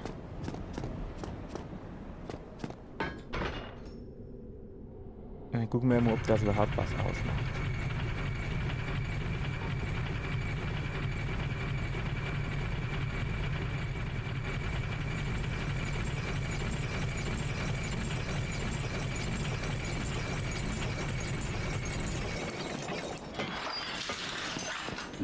Obwohl ich hier fairerweise sagen muss, man hat natürlich schon direkt wieder ein sehr ungutes Gefühl, weil ey, Treffer und weg bin ich, ne?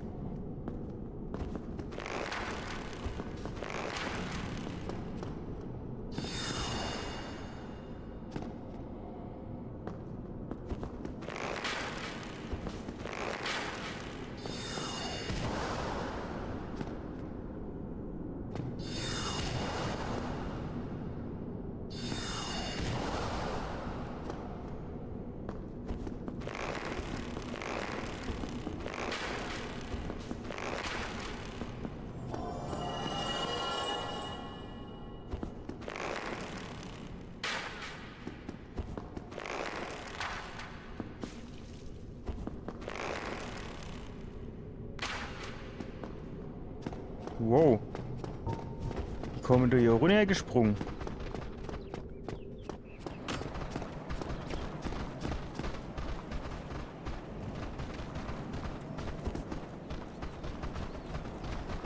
Da hatte ich jetzt nicht damit gerechnet. Das sind aber viele.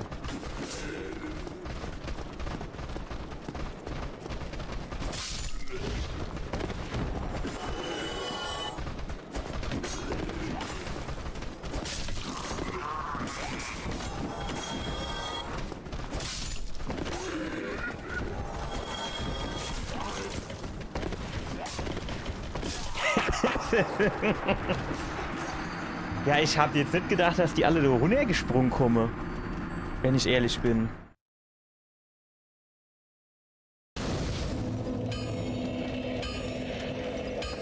Also habe ich jetzt echt nicht damit gerechnet.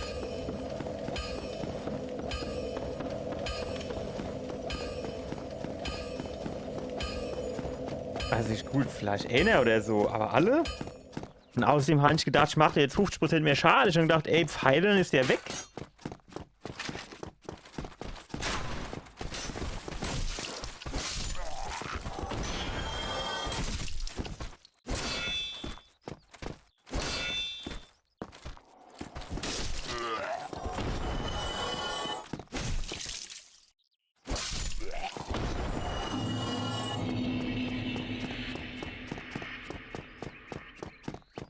Naja, ist ja auch egal jetzt. Das Gute ist, der oben der Kanzler ist weg. Jetzt mache ich Dido. Mit ein bisschen Glück habe ich dann 4000 Seele, um auszuprobieren.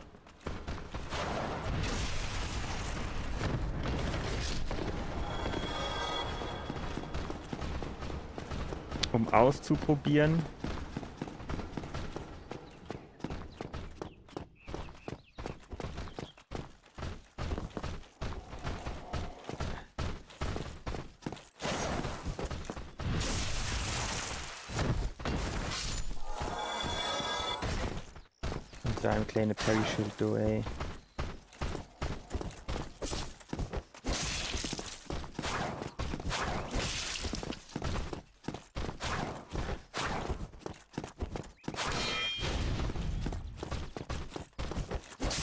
Warum kann ich den jetzt nicht backstappen?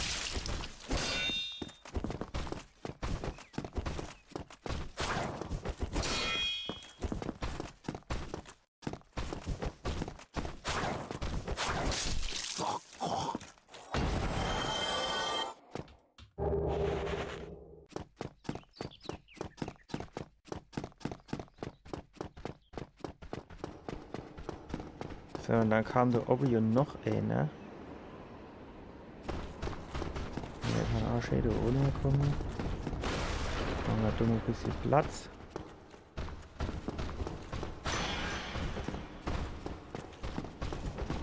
Ja, geh doch. Warum das bei dem anderen nicht gegangen? Jetzt fehlt aber immer noch 200 Öcke. Oh.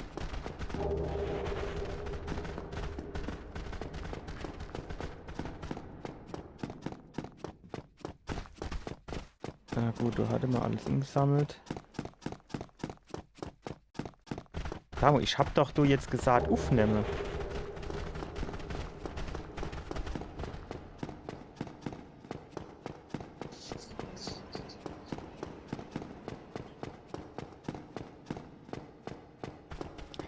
Wo krieg ich dann jetzt noch die 200 Dinger her? Habe ich nicht irgendeinen Schädel oder irgendeinen Scheißdreck irgendwo ingesammelt? Nee, natürlich nicht.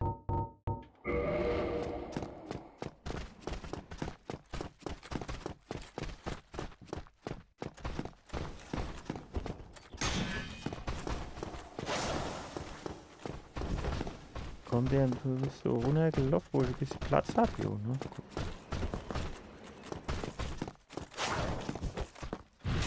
Gibt der überhaupt 200? Geil. Genau passend gemacht.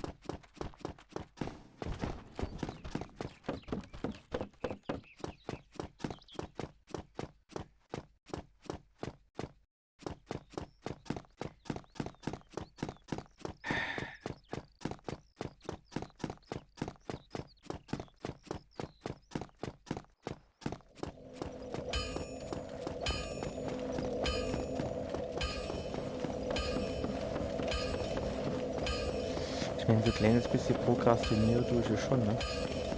Ich habe heute einen Haufen Sachen gemacht, die theoretisch unnötig sind. Gut, um mal zu gucken. Kann man natürlich schon argumentieren. Need anything forged?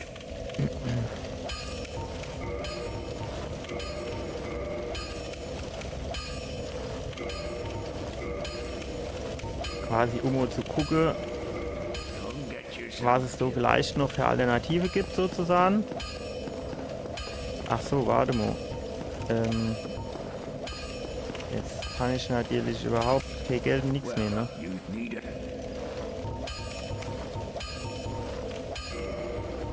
Aber die Pfeile wäre halt auch ein bisschen knapp jetzt. Come get yourself killed.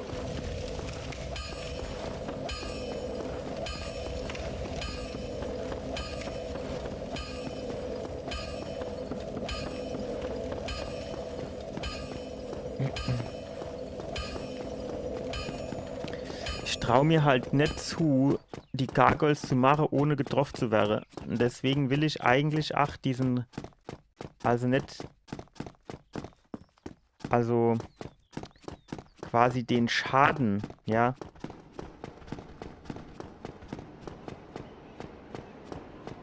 Von dem, also von dem Ring nicht ausnutze.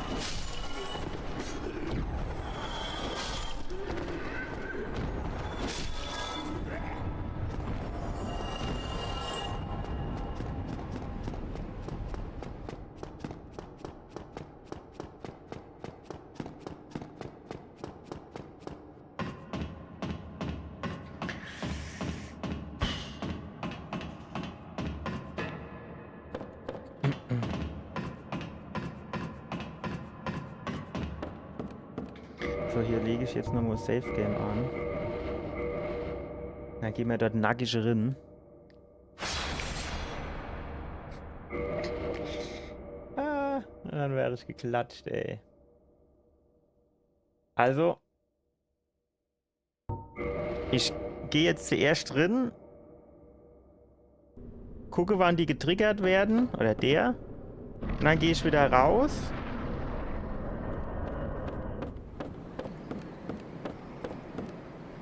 Okay.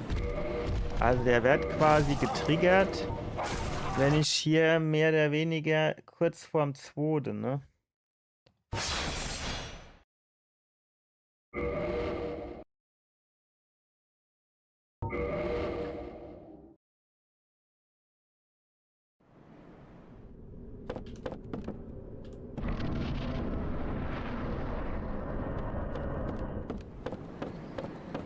So. Und das war jetzt, der ist jetzt hingegangen, hat sich so Feuerbomb geschnappt.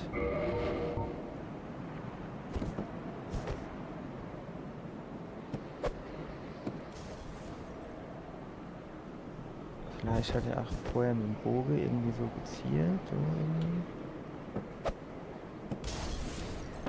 Hm.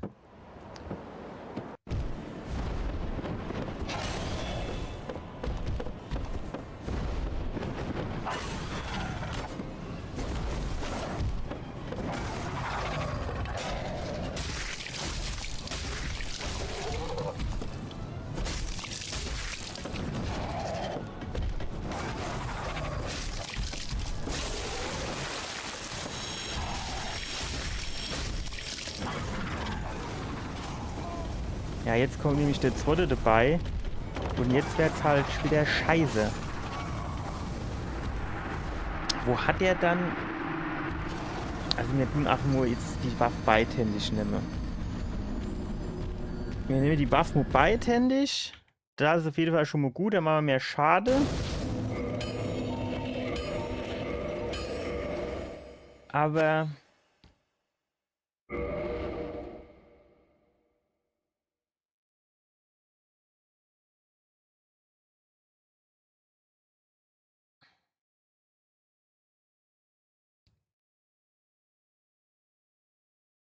Mal gucken.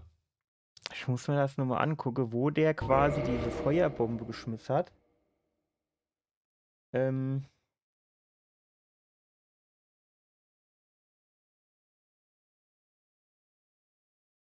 Weil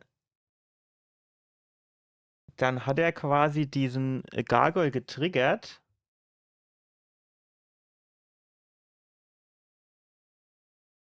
Und hat dann ist der irgendwie angesprungen gekommen und da hat er den irgendwie so von hinten gemacht. Ich meine, man muss natürlich sagen, der hat jetzt natürlich auch wahrscheinlich von der Stats her war der ein bisschen besser. Der ist so angegangen.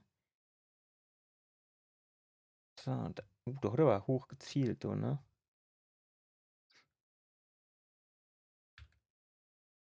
Ja. Probieren wir das doch mal.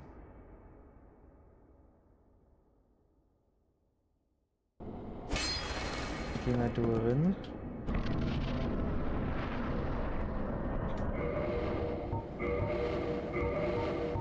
Dann rüsten wir das Böhmsche aus. Nehmen wir den.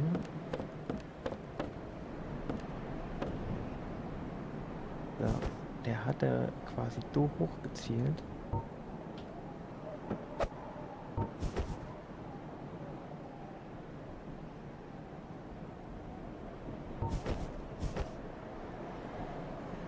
So irgendwie.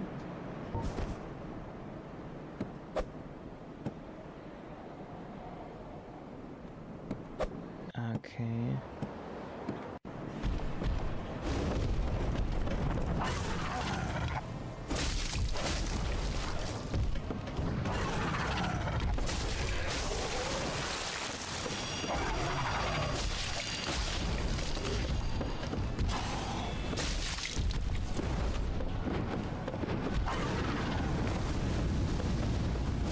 Ja, jetzt kommt. Ey, jetzt tut er genau das, wo er steht, hinne an bloß, ey. Das gibt's ja nicht. Aber ich schmeiß die Schwarzfeuerbombe. Die nicht dir eigentlich mehr Schade mache. Ich muss dann aber nur, ey, das ist echt. Ich musste jetzt nur ganz genau gucken auf dem Boden, ab wo der quasi triggert.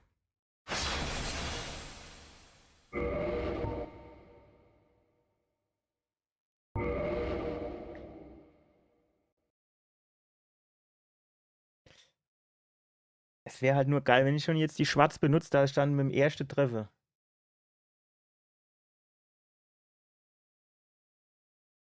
Guten Abend, Battlezwerg. Ja, also eigentlich läuft es ganz gut. Ich habe jetzt mal ein paar neue Taktiken ausprobiert. Ah, ich fürchte, jetzt hat sich das Spiel ist wieder abgestürzt. Ja. Ähm, ich muss mal gucken, aber so wie es aussieht, würde ich sagen, am Samstag mache ich noch mal so kleiner Proberan. Und am Montag würde ich sagen, wird es dann ernst. Am Montag findet dann wahrscheinlich oder startet der Finale ran. Vielleicht wird er kurz, vielleicht wird er ein bisschen länger.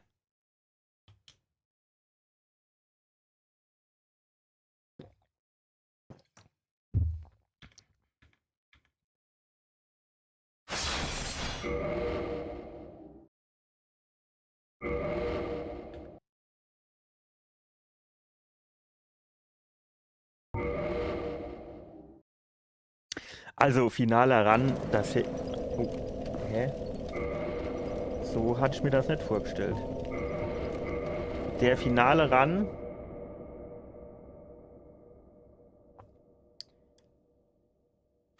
Heißt jetzt nicht, dass der an einem Tag läuft, ne? Also der kann schon Sinn, dass ich den über mehrere Tage aufteile.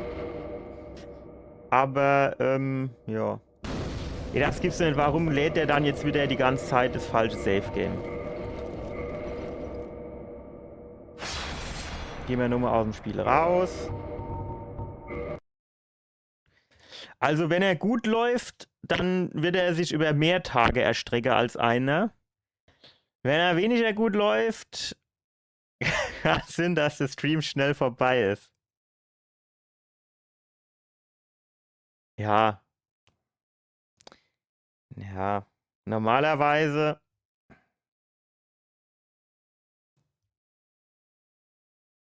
Also.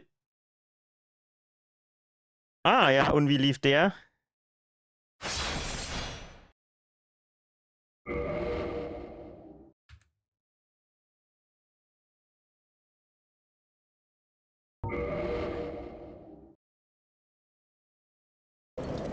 Warum schickt er mich denn jetzt jedes Mal hier hin bei dem Lade? Ich hab doch das Safe Game woanders der abgelehnt.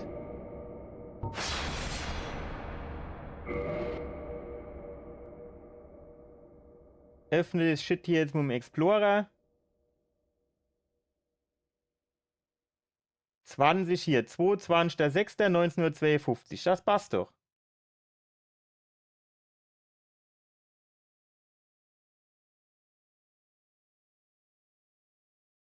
Dann machen wir mal das Beat Souls ran, Gedöns, machen wir zu, mal den mal neu auf.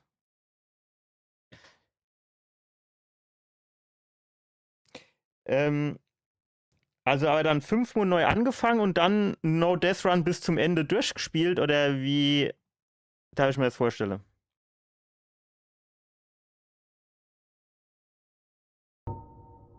Ja gut, aber das ist jetzt so schlecht auch nicht, oder?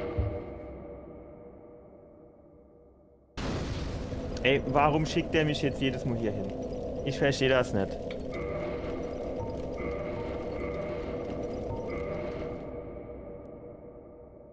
Weil, also ich meine, komm, 5-mal neu angefangen und dann das komplette Spiel No Death durchgespielt, das ist doch saugut.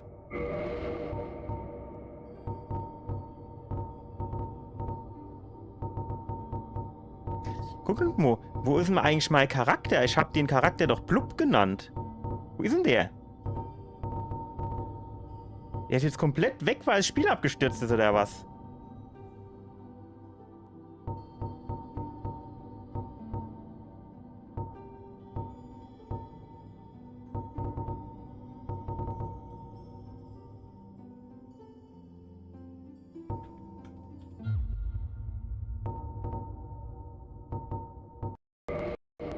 Kann hier wohl jetzt nicht Sinn.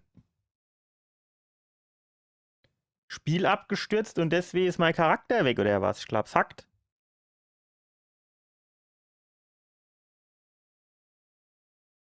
Also jetzt mal ganz im Ernst, ich bezweifle sehr stark, dass ich quasi dieses Spiel No Death durchspielen könnte mit nur 5 Versuche. Also gut, es kommt natürlich danach wieder darauf an, wie viel trainiert man dann zwischen den Versuchen und alles drum und dran, ist schon klar, aber ich finde das schon stark eigentlich.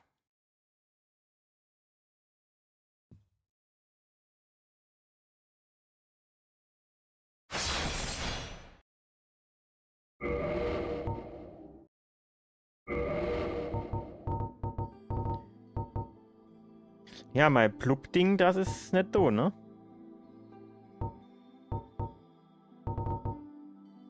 Warum ist der nicht doof? Ich drück mal auf Fortfahren. Dann gehen wir mal auf Spiel beenden.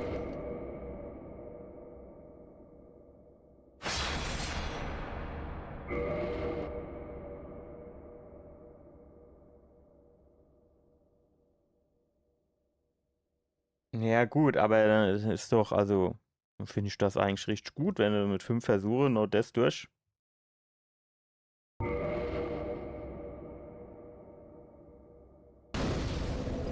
Boah, ey, warum ist denn mein Safe Game jetzt kaputt oder weg? Was ist, wenn ich da so anderes lade? Achso, ich muss jetzt erst ins Hauptmenü. Aber hast du das dann davor irgendwie so normal gespielt? Oder wie viel normal gespielt?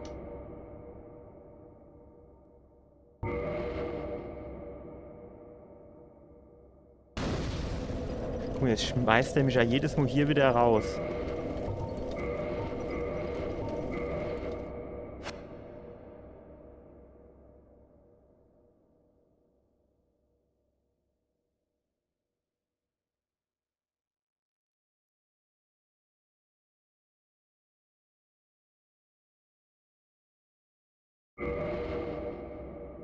Ja gut, das ist natürlich auch schon nicht verkehrt.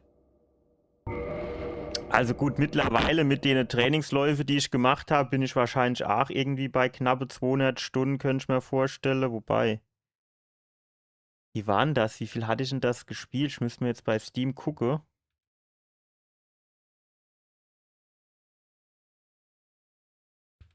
Ach, jetzt ist es wieder abgestürzt. Ha, vielleicht geht's dann dort no. Es tickt jetzt aber 8 Bese rum grad. Naja, gut, ich habe mich doch um 60 Stunden verschätzt. Also mit dem ganzen Trainingszeugs, das ich gemacht habe, bin ich jetzt bei knapp 140 Stunden.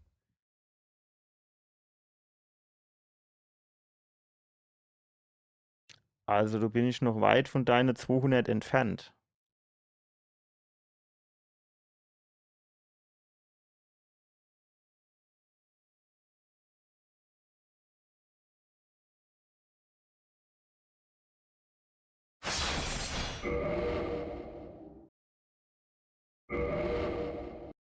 So, gucken wir mal, ob so ein anderes Safe Game hier funktioniert.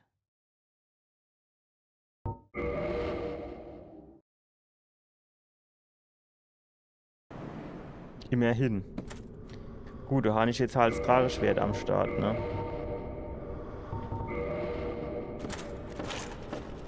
Gut, ist aber jetzt nicht so schlimm. Dann können wir ja wenigstens mal gucken, wo dieser Triggerpoint auf dem Boden ist.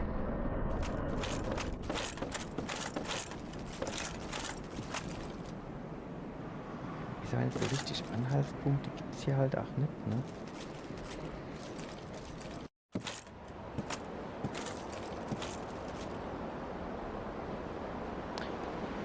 Ja, also ich auch nicht. Also ich mach's vielleicht schon, aber der ist halt schnell vorbei.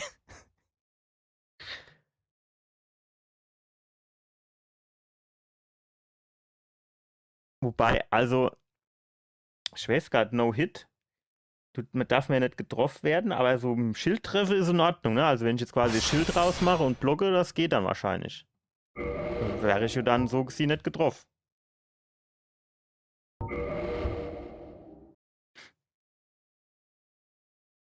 Den verrosteten Eisenring, den hätte ich eigentlich auch ganz gern. Der war auch irgendwas gut.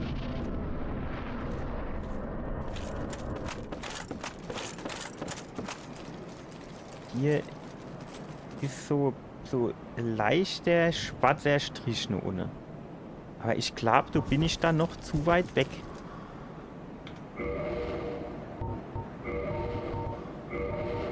Habe ich durch noch schwarze Feuerbümpche?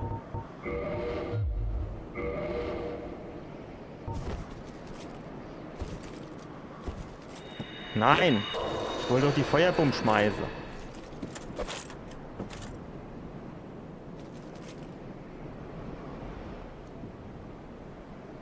Gibst du da nix? Ah doch, guck du unten. Du ist in der Ziegel so Strich drin. Gehen wir nochmal da hin. Ja, du ist so eine. Und dann ist hier quasi so Strich. Den kann man doch bestimmt als Anhaltspunkt nehmen.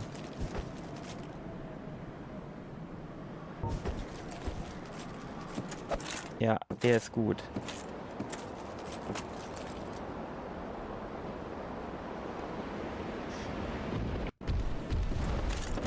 Ja, und jetzt hat er noch nicht immer getroffen.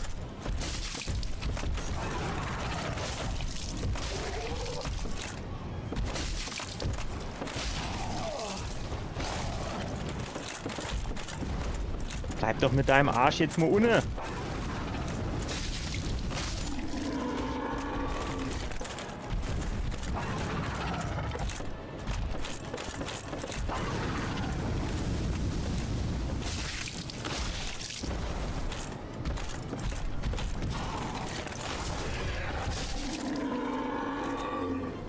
Probieren wir gleich noch. Ja, aber wenn ich das Schild rausmache und die das Schild haue, dann wäre ich ja quasi nicht getroffen.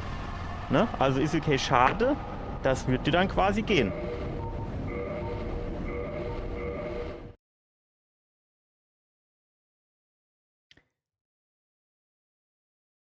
Dann käme ich mit ein bisschen Glück vielleicht so über den ersten Boss hinaus. Dann brauche ich aber auch ein bisschen Glück dafür.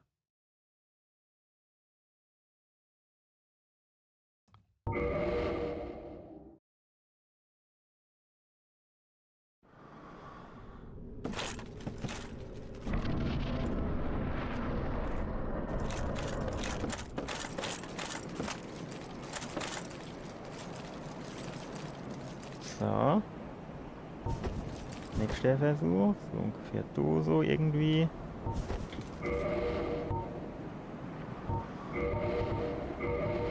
Bömpsche. Zack. Nee, das nicht. Hier so.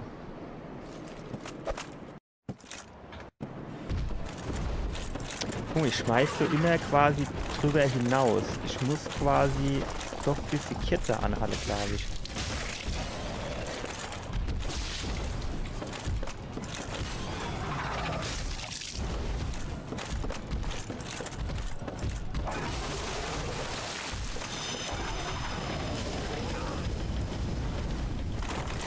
Gut, in dem Safe Game habe ich natürlich jetzt auch ein bisschen mehr Vitalität als in dem anderen.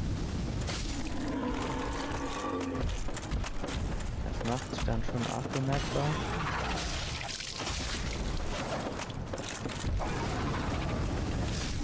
Wenn der erste weg ist, das ist das Tony ja eigentlich lachhaft. Der macht so, wartet bis er ein bisschen Feuer spuckt, dann gehe ich ein bisschen rechts dran vorbei, 2 Schläge, weiter geht's.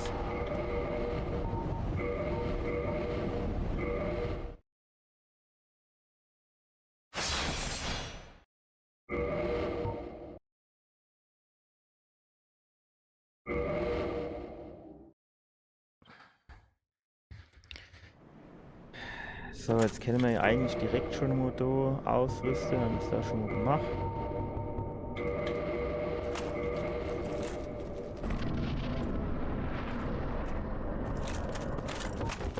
So, nicht zu schnell. Ah, Schritt zu weit gegangen! Wo ist meine Maus?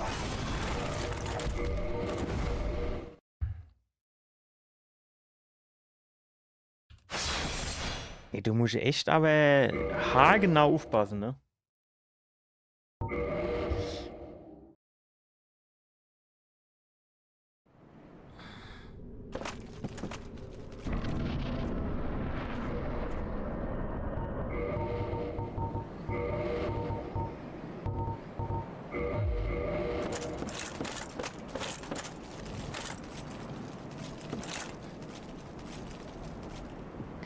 Wir bleiben mal. Ah, jetzt bin ich genau drauf. Das war eigentlich auch schon wieder fast einen Schritt zu weit, ne? So, wir hören die ganze Zeit so ein bisschen weiter da oben. Wir tun jetzt mal da auf diesen Sturz, also auf die Fensterbank, Ziele.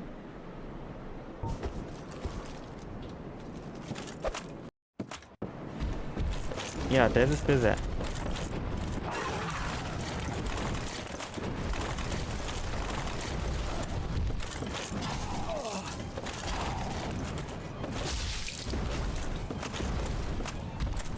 Nee, komm doch jetzt mal da vor. Hopp, jedes Mal tust du hinter zu deinem Kollegen gehen, der gleich kommt. Bleib jetzt mal schön da vorne.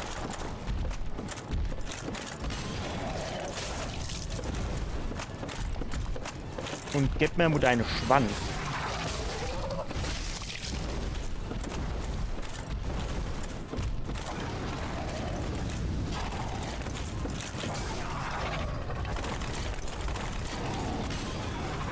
Jetzt tut der Anna mit seinem scheiß Feuerding, jetzt kann ich nicht hauen.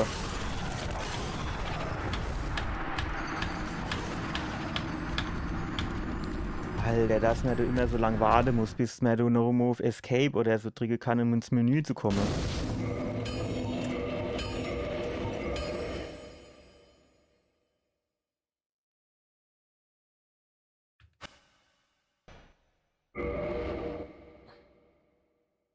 Gut, aber wir wissen jetzt ungefähr, wo wir hingehen müssen. Machen wir nochmal. Teste das nochmal. So. Also. Jetzt rüsten wir wieder die Feuerböhmchen aus. Zack.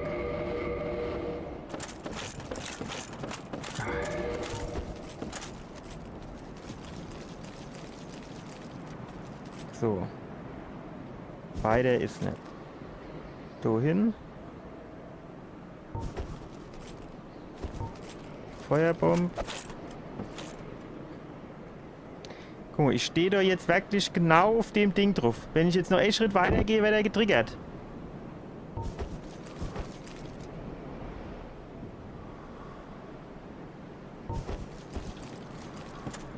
Der geht doch. Das war jetzt auch wieder so ganz komische Aktion. Ne? Ich habe das jetzt quasi genauso gemacht wie davor.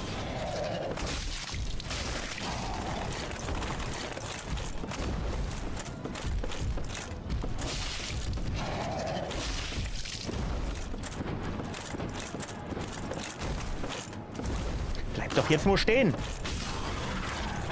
Ich hab das genauso gemacht wie davor und davor hat er eine getroffen mit der Scheißbombe und du nicht. Kann's ja wohl nicht sein.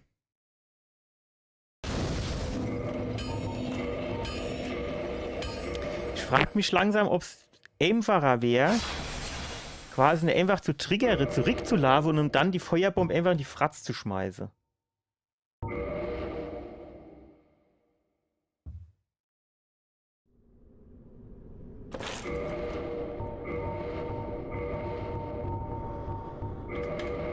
Probieren wir jetzt. Versuch macht schlau. So, getriggert.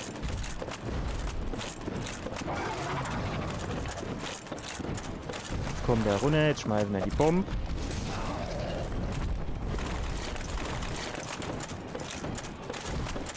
Soll Moshedo herkommen?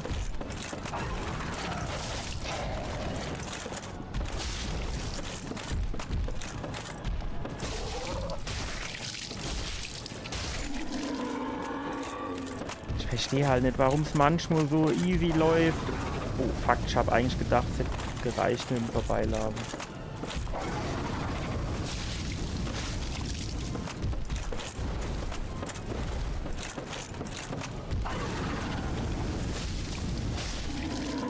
Ich verstehe nicht, warum es manchmal so easy läuft, ja? Und manchmal ist es ganz abstrus. Verstehe ich nicht.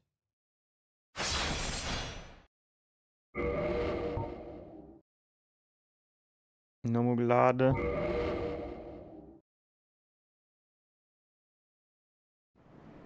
Ich weiß nicht, ich glaube, wir lassen das mit dem Artorias Schwert und gehen direkt aufs Drachschwert.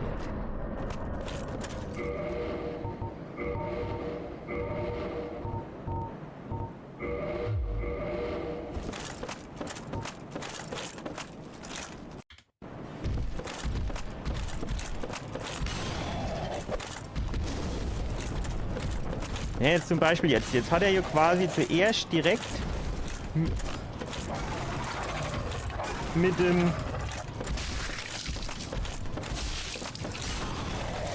Ich hasse das, wenn die scheiß Ausdauerleiste leer ist.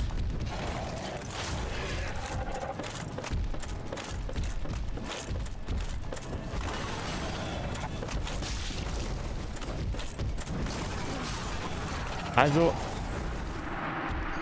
Eben, da ist er ja quasi direkt nur oben und hat einen Sprungangriff gemacht. Und jetzt ist er direkt ohne geblieben am Anfang, nur vorne gegangen und hat von oben gehauen.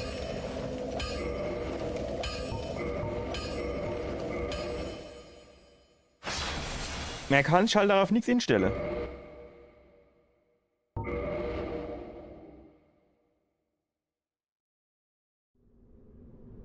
Anerster, wie hier beim Hinterhof-Gangster, ja, der macht immer den gleichen Scheiß.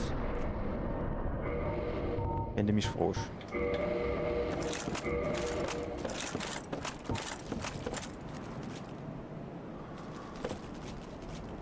Es bringt dir jetzt auch nichts, welche bei dem Donut-Ding da. Ja, stell ich dich an, dann werfe ich das Ding und dann trifft er nicht. Der.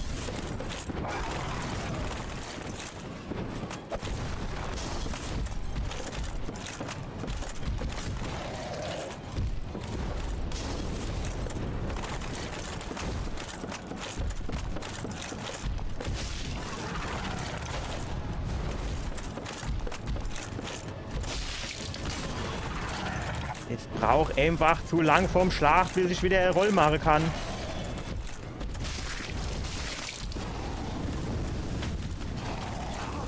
Ich wollte doch in die andere Richtung rollen.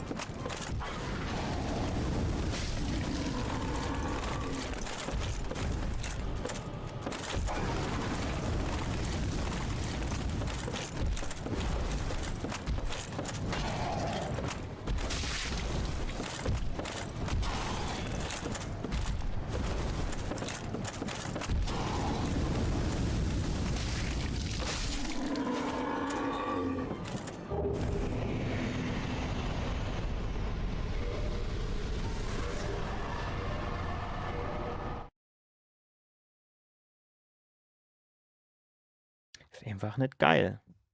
Ich fühle mich bei den Gargoyles einfach nicht wohl.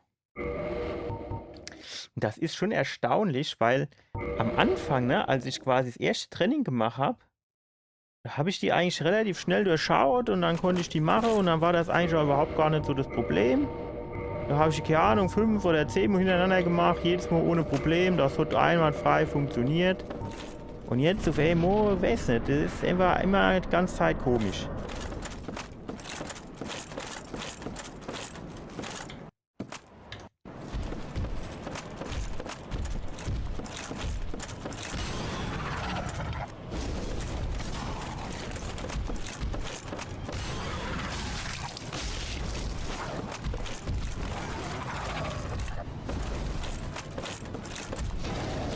Schon die zweite Phase, das gibt's doch gar nicht.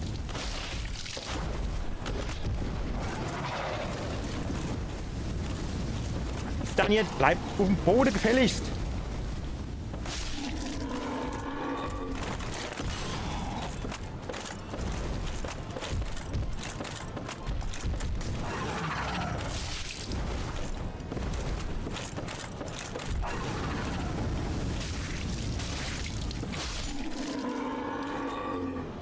Irgendwie, es sieht die jetzt relativ, ist jetzt kein No-Hit dran, klar, aber es sieht die jetzt eigentlich relativ souverän aus, aber das ist einfach so zwischendrin so, ey, Schlag nicht getroffen oder ey, Roll nicht gesetzt und dann bist du im Arsch.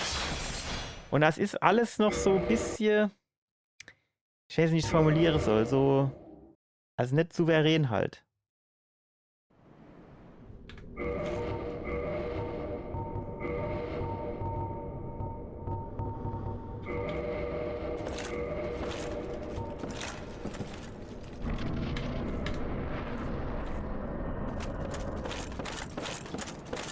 Kannst du jetzt... Ach so, hier ist noch ein Menü.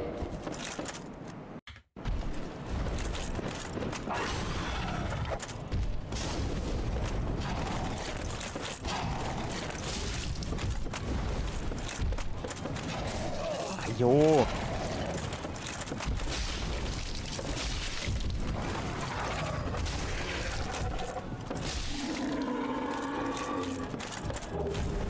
Ist ja jetzt aber irgendwie so ein bisschen wie gestaggert worden, ne?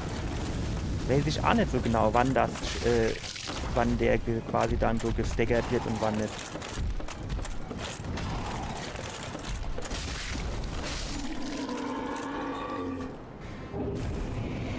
Eigentlich leicht. So, Versuch machen wir noch.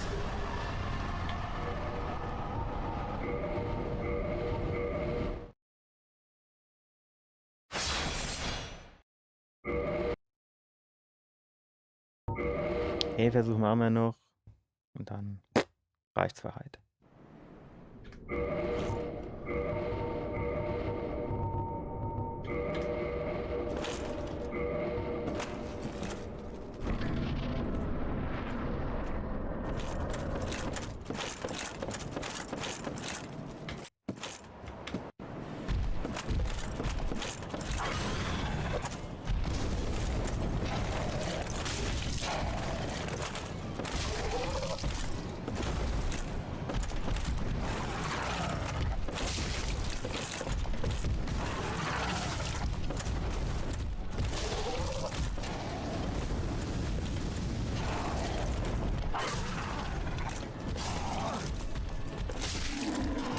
Ja, das ist nämlich genau das. Das ist irgendwie, keine Ahnung, so im Moveset von dem. Ist so ein ganz kleines bisschen irgendwas an der Stelle und schon läuft gar nichts mehr. Das verstehe ich nicht.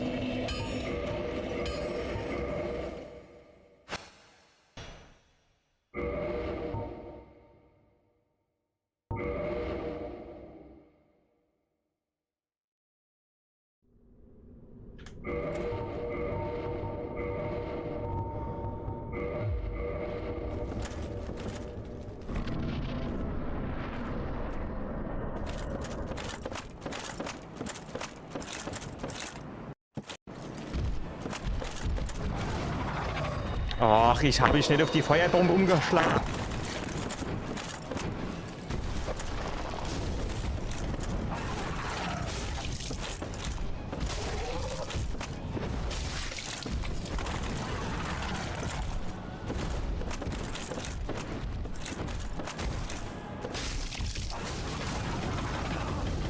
Ja, das ist einfach dann allein schon, wenn er quasi so lang in der Luft ist, ja. Allein wenn er so lang in der Luft ist und ich nicht draufhauen kann. Ja, und dann kann der andere spawnen und kann angelaufen kommen. Und das ist schon allein ein Punkt, wo quasi so Sollbruchstelle ist. Da weiß ich schon, wenn der jetzt gleich wieder 30 Sekunden in der Luft rumbabbelt und dann ist es rum.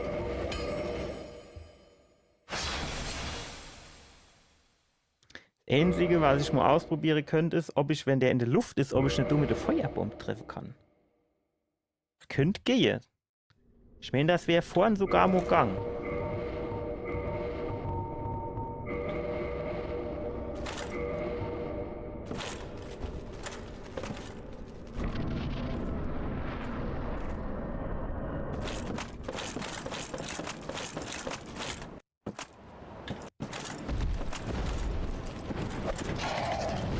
Nee, kann ich nicht gehen. Kurz.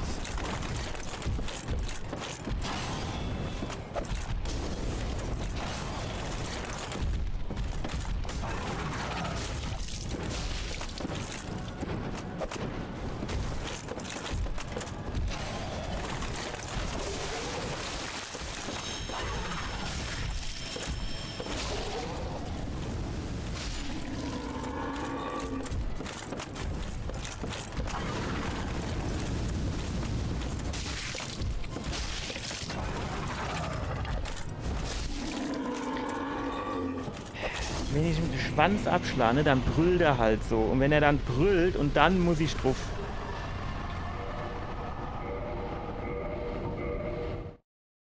Dann muss ich drauf.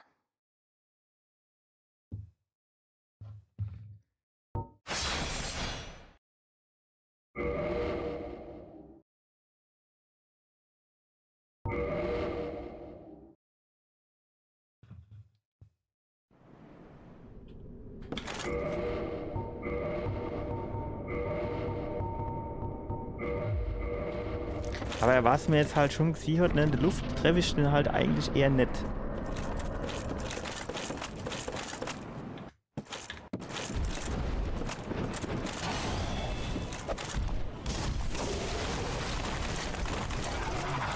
Geil.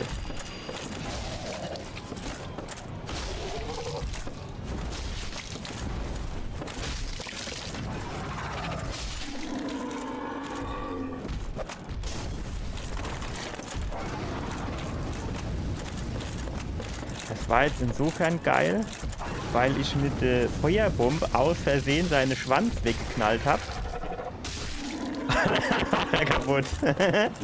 Also relativ schnell und gesteckert und keine Ahnung was, ja. So, ja Leute. Das du reicht jetzt für heute noch einmal. Jetzt machen wir am Samstag noch einmal ein Training und am Montag die nächste Woche, 29. Da starten wir das Ding. Gucken wir mal, wie es läuft. Ich bin gespannt. Ich bin gespannt. 100, also ich hätte gerne eine dreistellige Punktzahl, aber schauen wir mal, ob es klappt. Es ist halt, ne, jetzt hier gerade die Gargoyles, das kann halt auch ruckzuck in die Buchs gehen einfach, ne?